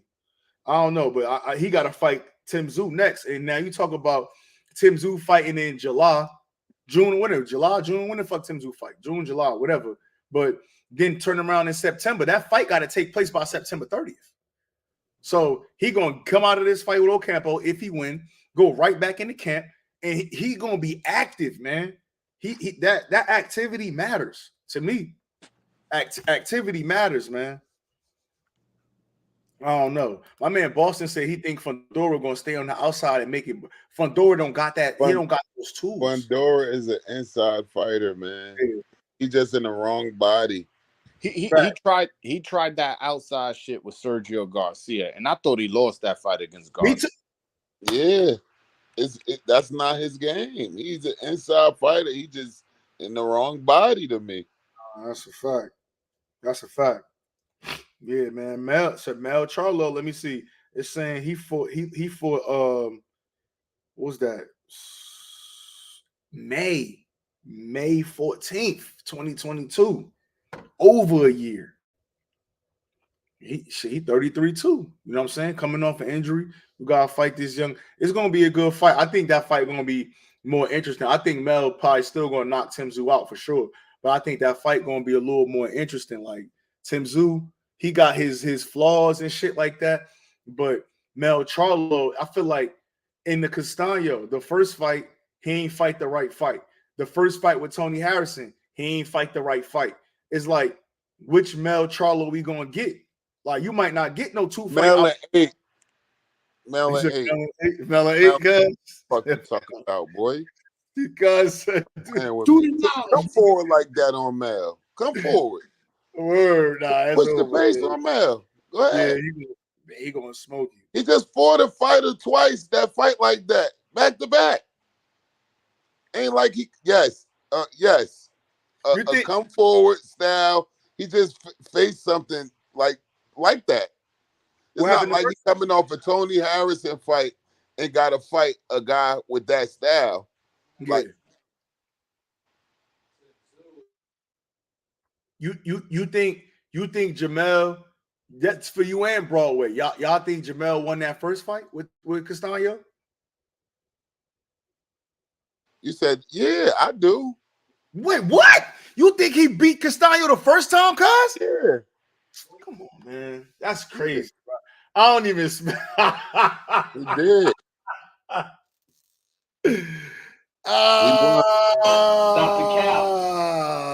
That's crazy. He did. Castaño the first time? Play that. I beat that boy. I need to get. I gotta put. I beat that. No, I beat that boy. Hey, Broadway, you think Mel beat Castaño the first time, Broadway? I mean, Broadway sleep. He probably stepped off. Broadway. That's that corner store music. Word. He said he that. can't inside, but nah, he can't, bro. He can't do that shit against no big names. Boston's, bro. Them guys, man. Fedora, he fooled, bro. He really fooled. He fucked up the bag with Lubin. He was supposed to fight Lubin again at the end of the year. He fucked that bag up. Yeah. That bag up. Fedora, same thing I was about to say to you about Xander, because Xander got to move to 160. Xander Zayas, think about it, right? When you look at the open season up there for real. open season, you think about 154. Charlo, smoke him. Castano, smoke him. Charles Conwell, smoke him. Tim Zhu, smoke him. Liam Smith, smoke him. Michael Soro, smoke him. All of them guys that's at 154 will beat the shit out of Xander Zayas, bro. Yeah. Them guys are hurt him. And I think you was right about it, cuz with the age, and I think the age matter because he not cracking like that. Xander, if Xander was cracking, let him fight because he got some skills. He for sure got skills, but he not. Think about him at 19 and Jesus Ramos at 19. Jesus Ramos is another, cuz I think he only get like 3 or 4 rounds in with Jesus Ramos before Jesus Ramos knock him out. The thing about Xander Zayas' power, and I think he needs a trainer change.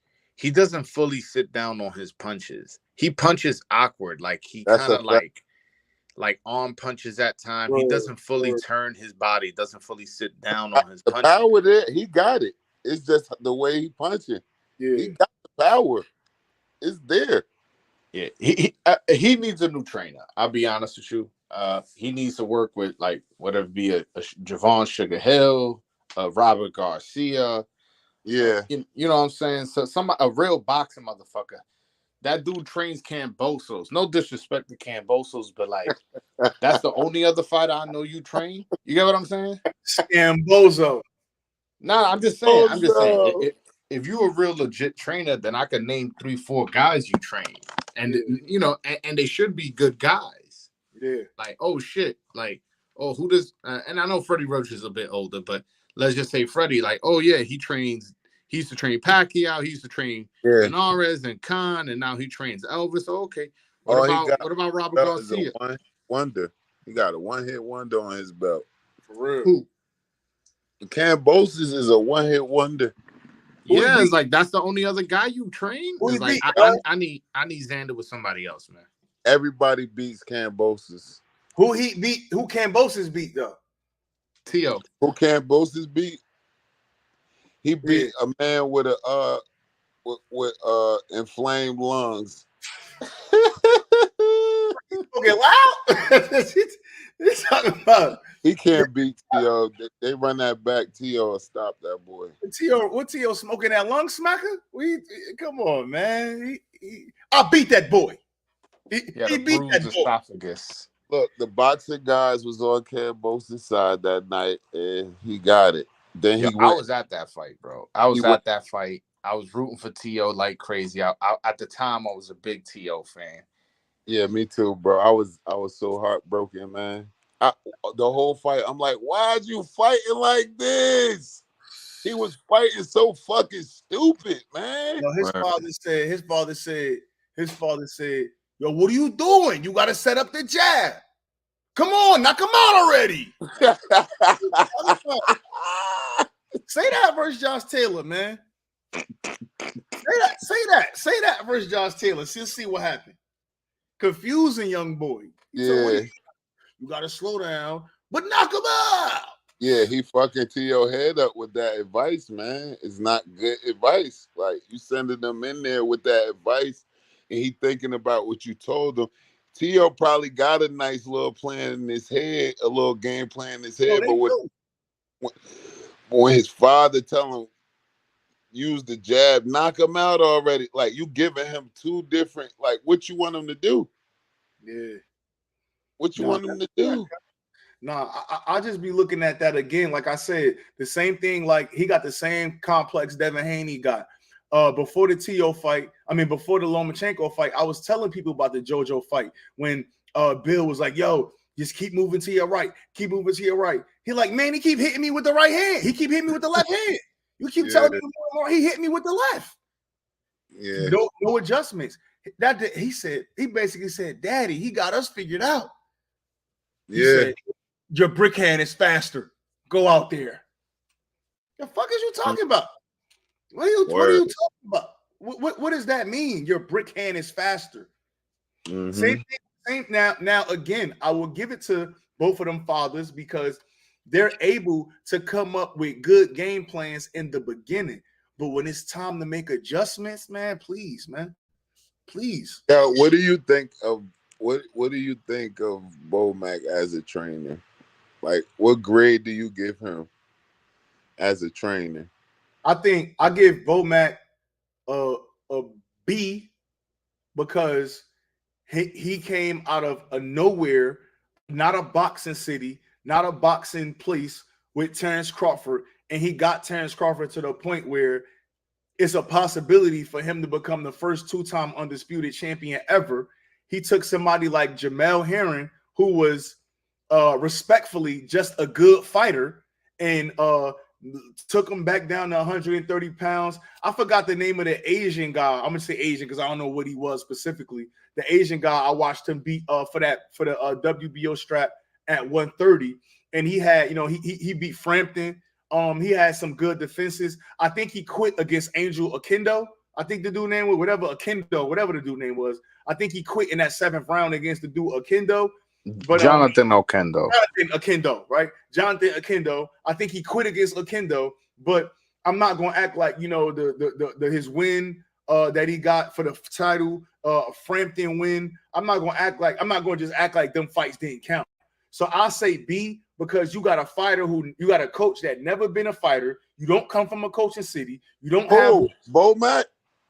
Yeah, Bo Mack was a fighter. Okay, let me see. Bo Mack got knocked out. Yeah, Bo Mack, he was a journeyman. He actually fought Butterbean too. Oh yeah, Bo Mack was a fighter, cuz. That's even better. Like that's even better that he was a fighter because, like, again, my knock on some of these guys, especially the guys that be having the guys that have their that's training like the guys who being trained by their fathers. I be feeling like their fathers can only take them to a certain place because they haven't actually been they haven't actually been fighting. So like you got somebody like Gabriel Flores, or you got somebody like Tio or fucking Devin or whatever. Your father could take you a certain place if you talented. Your father could take you there if you talented. But once you get to a certain level, you gotta have some of that outside help. Jamil, was good, my boy? What's good with you? Chilling. How you feeling? But Hey, yo, funny. Go ahead. I'm good. Funny story is like Bo Mack was a fighter at the gym, and you know how sometimes the fighters help with the kids that come in like after they're done training. Yeah. Terrence Crawford. Yeah, that makes sense though. So that's how they linked up. So that's actually a cool story. Yeah, that makes sense. Let me see something. Let me present, man. Let me present to you the great Brian McIntyre. Let me see what we talk about. As a professional fighter, he was 7-14. 2 knockouts. He fought. But he fought though, so I gotta give it. Give it to any man that laced him up though, bro. Yeah, nah. This the thing. Most good trainers weren't good fighters though. Nah, that's a fact. That's a fact, bro. Look up Derek James now. Derek James wasn't a bad fighter. He was decent. Robert Garcia I'm just saying, look fighter. him up. I ain't saying he was good or bad. I'm saying look him up. You said look him up. Yeah, type it up because I just heard Derek James was decent. I don't know what his record was. I heard he fought for a title and lost, but I don't know. Yeah, but he was like 10-0, and dude was like 20-something, and you know what I mean? But that's respectable, 21-7. He got stopped 4 times. His first loss was to Joe Lipsy. But look, dude, he was what? 1, 2, 3, 4, 5, 6, 7, 8, 9, 10-0, and you fought this dude was 23-0, bro. Yeah, You know what I'm and saying? Joe Lipsy ended up getting knocked out by Bernard Hopkins, and Bernard Hopkins ended his career with that knockout. So he retired with 1 loss. Oh, he Oh, fought that's Otis crazy. Grant. What was Freddie Roach record? It wasn't good either. Yeah, he wasn't. And he fought Otis Grant in '95, and he got penalized for low blow. That's where Spence get it from. Get out of here, bro. you know who was a good pro? You know who was a good professional fighter? Robert Garcia. He was a world champion. Yeah. Robert Garcia was a world champion. I mean, you got dudes like Floyd Sr. wasn't a great fighter. Roger Mayweather too. Roger was a champion. Roger was a good fighter, but it's plenty of dudes that just were just guys. Like I ain't gonna call them gatekeepers, but just you're just running the mill, club fighter, maybe guys. Yeah, but that's how maybe the solid. Yeah, that's how it is in all sports. Like fucking Ken Griffey Jr. ain't coaching these teams. You know what I'm saying? There's these dudes who was a journeyman third baseman. The same thing with football. Basketball is the same way. Yeah. Phil Jackson was a role player. Wasn't the superstars of the teams that they played on. Yeah. Freddie Roach was 40-13. And only got stopped. He only had 15 knockouts. We only got stopped 3 times. Yeah. Freddie Roach from a boxing family. He had 2 other brothers that box. Yeah. I read about Freddie Roach in a book before. Yeah, nah. Freddie come from a fighting town, fighting family. So, he wasn't a bum. The one thing I can say about Bomac, right? I don't think Bomac is like a great X's and O's trainer. I think he's a good motivator, but he's 7-14, right? Them 21 fights, he has experience enough to know what a fighter's feeling, to recognize certain things from a fighter's perspective. And then I think that's good for relaying information as opposed to a guy that might not ever have gotten in there. So I think that 21 fights, it helps. No, for sure. That's why I be saying, Mill, like with guys like that, you gotta be able to like understand like what the fighter going through. Like even with Haney, like Bill Haney never been in a situation where he had to adjust in a fight. So when your son looking at you and it's the 11th round and he like, yo, he got me figured out. He probably in there just watching Devin. He probably not really watching the fight. He don't know what it takes as a fighter. Exactly. He not watching the fight. He watching his son. You know what I'm saying? So I can't. Devin come back to the court. He don't know what the fuck to tell him. Well, but at the same time, there have been great trainers that were never fighters, though. Yeah, I was just gonna mention that Angelo Dundee. Currently, if you want to keep it current, Virgil. Or Virgil and Bob Santos. Wait, Virgil who? Virgil Hunter. Andre Wardasai, who we talking about? It don't matter. All you need is one. Digging, bro. I'm just all asking. You need is one. He got Andre Ward. Bro, all you need is one. Why you ask that question? But wait, you started the question about Bomac. Why you ask that? All right, so now we're gonna put that on Crawford. You asked that question about Bomac. So who Bomac besides Crawford? Besides Crawford, who Bomac got? Nobody.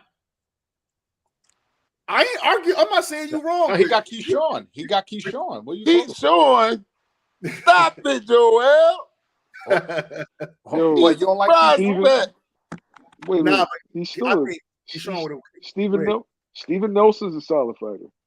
He ain't got he ain't bums over there. He got solid guys. But hold on. Nah, Bomac definitely helped Keyshawn though. I seen the difference when I see the difference of work that he putting in with him and what Keyshawn doing. I gotta admit that for sure. Hey yo, y'all expect everybody stable to be like super crazy? Yo, 9 times out of 10, it's one guy gets you to the dance, and then other guys join you. But it's normally you and one guy. So, Meech, when you made that comment, right? He was like, normally, a top level guy is going to have, more than one fighter. Eddie Reynoso started off with really one guy, and then everybody flocked to him after that success. Nah, hey, bro. One of the biggest things we could say though is Roger only had Floyd. Yeah. And Roger didn't build Floyd though. Huh? And Roger didn't build him though. You say he was a didn't part- build them? No, he didn't build Floyd. Who built them?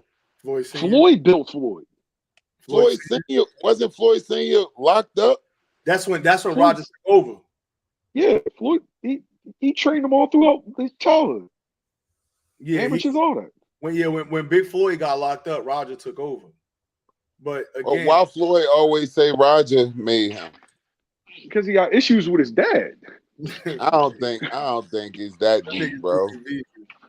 Bro, They do the dad's be the beef. one that I don't like how Floyd beef with his pops though, because you can't. If it wasn't for his nuts that you came out of, you won't have none of these abilities. Like you come from boxing, Bro. that is in your blood, straight from the pops. Nah, we're R.I.P. to Yo, Roger. didn't Big Floyd teach Roger how to fight? Don't know shit about Yeah. boxing. Yeah, he did. What you say, man?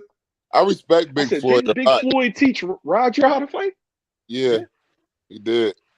Yeah, but again, Virgil, yeah, okay, we let's give you that. Virgil, Emmanuel Stewart. oh, for sure, goated.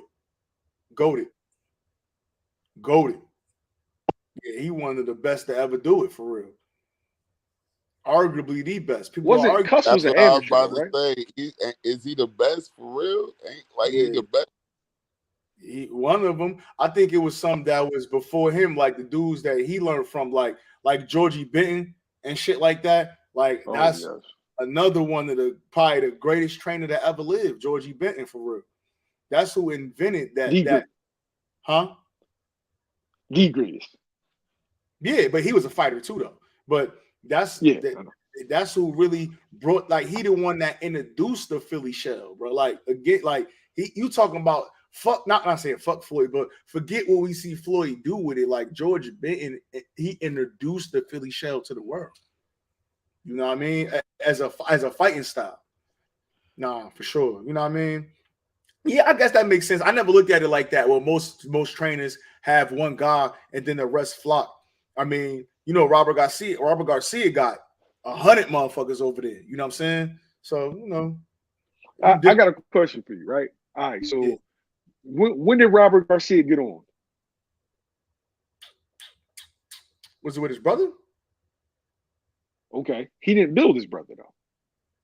The Pops built the brother. Exactly. Yeah, I'm with you. I see where you going. Bro, I'm looking at Emmanuel Stewart, the fighters he trained, bro. Like, it's nobody above him, bro. It's nobody above him. Bro, he got Lennox, Tommy Hearns, Evander Holyfield,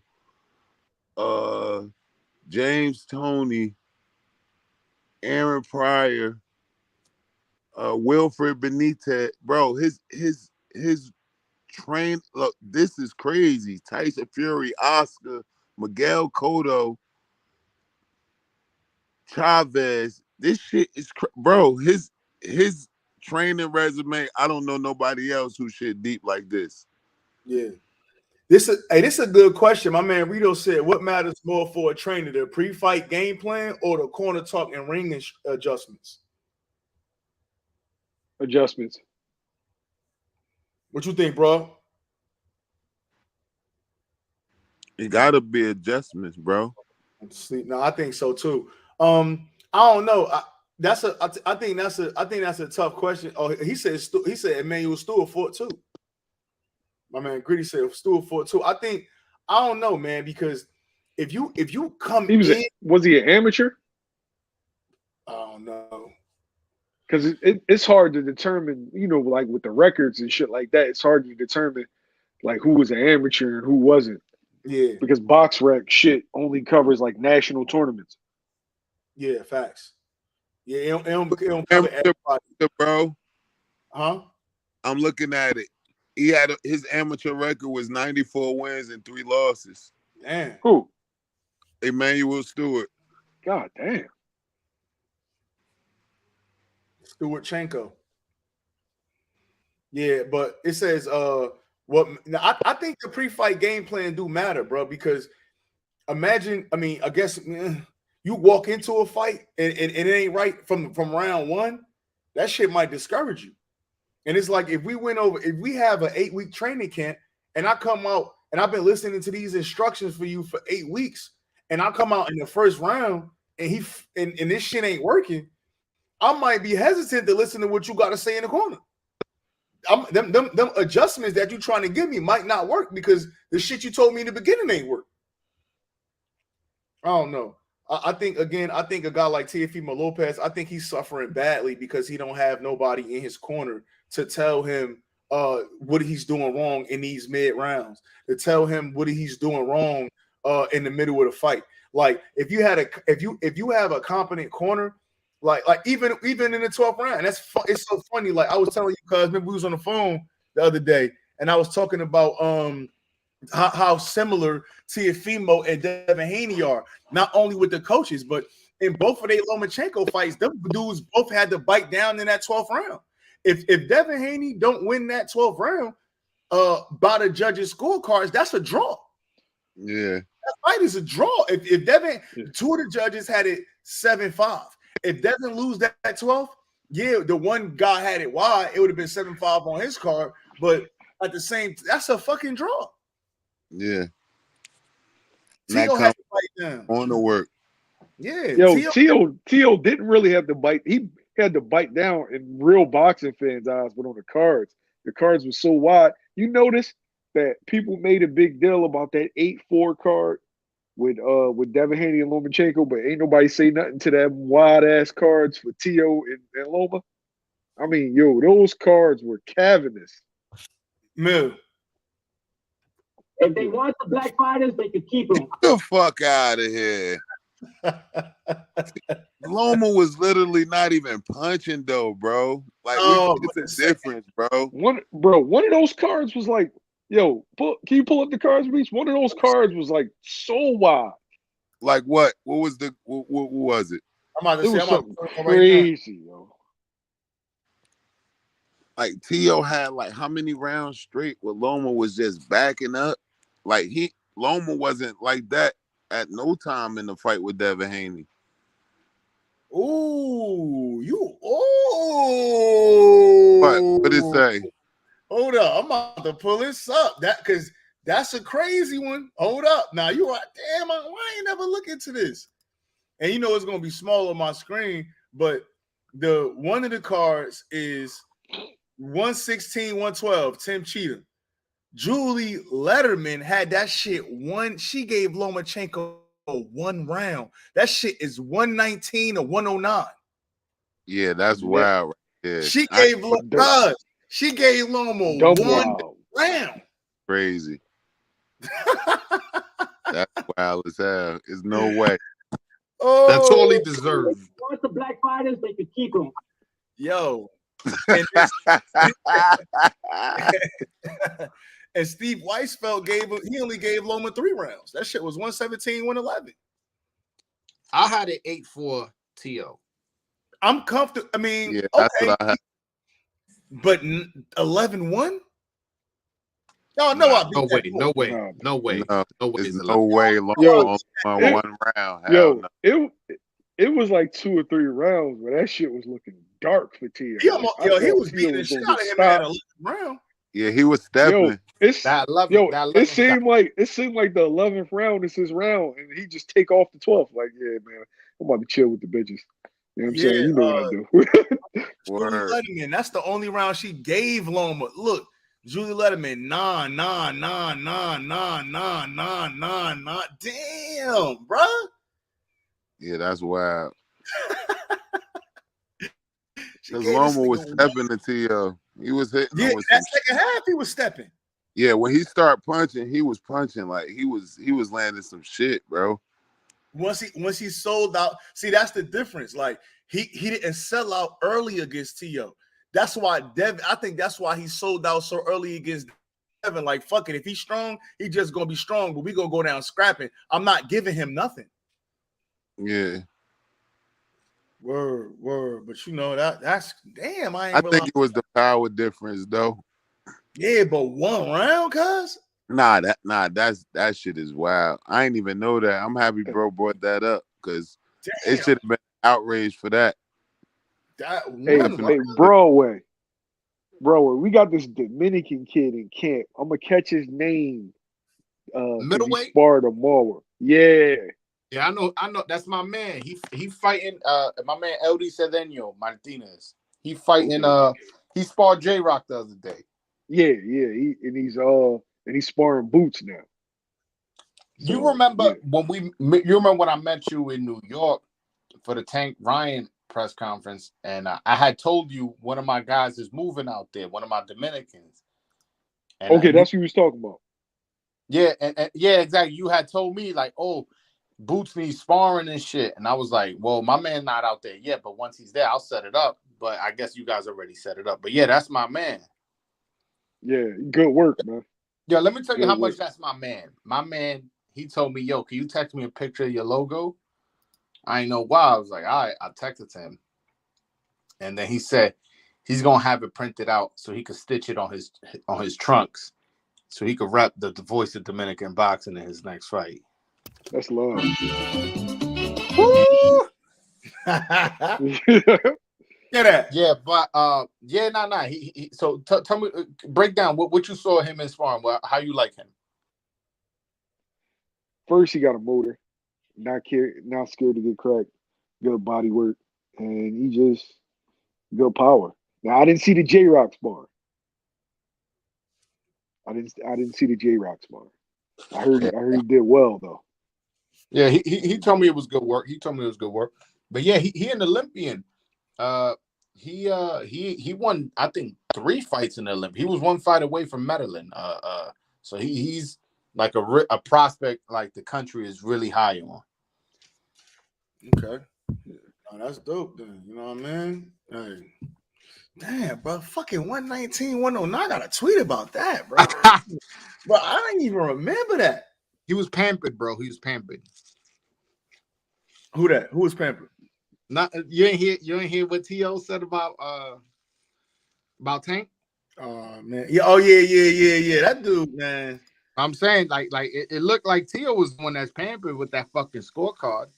Ain't no way it was only 1 round. Man. Shit, yo, that 11th round, he got his ass whooped so bad. That shit might have been a 10-8. I gotta rewatch that round. The black What fighters. you talking about? Loma and Tio? Yeah. Oh, Loma was pouring it on Tio. Yo. That 11th round was nasty. I thought he was gonna get stopped in that 12th. I was like, all right, this is where he gets stopped. But he came back and showed me that dog. And that's when he became my favorite fight. I was like, my man went from being almost stopped to almost stopping Loma in the last round where you really gotta pull it out. So but yeah. That's crazy, man. But all right, man, I'm getting ready to jump about this, man. We've been rocking for like 2 hours, man. I'm glad I got the camera fixed. My shit was on 3D virtual reality swirly mode earlier. I don't know what that was about. Man, I appreciate everybody for joining on, man. My man YSM, hey, I appreciate you, bro. Broadway, I appreciate you. Everybody tuned in. Check out both of these guys' channels. You know what I mean? We the new face of this thing right here, man. Y'all want to plug anything? Yeah, man. Follow my subscribe to my YouTube channel, Broadway Joel. I'm the voice of Dominican boxing. Every Dominican boxer you could think of, I've interviewed. And follow me on Twitter @_Broadway Joel. Follow me on Instagram @Broadway Joel. Yes, sir. YSM, you got something, my boy? No. They said they knew who I am. Niggas say niggas know who I am. No. Appreciate y'all, man. I appreciate you, man. I appreciate man. y'all for joining, man. We out on this side, man. Hey, Gritty, appreciate it, my boy. Yo, shout out to Gritty. That's my man. My fucking guy. Facts. All right, man. Peace. Peace.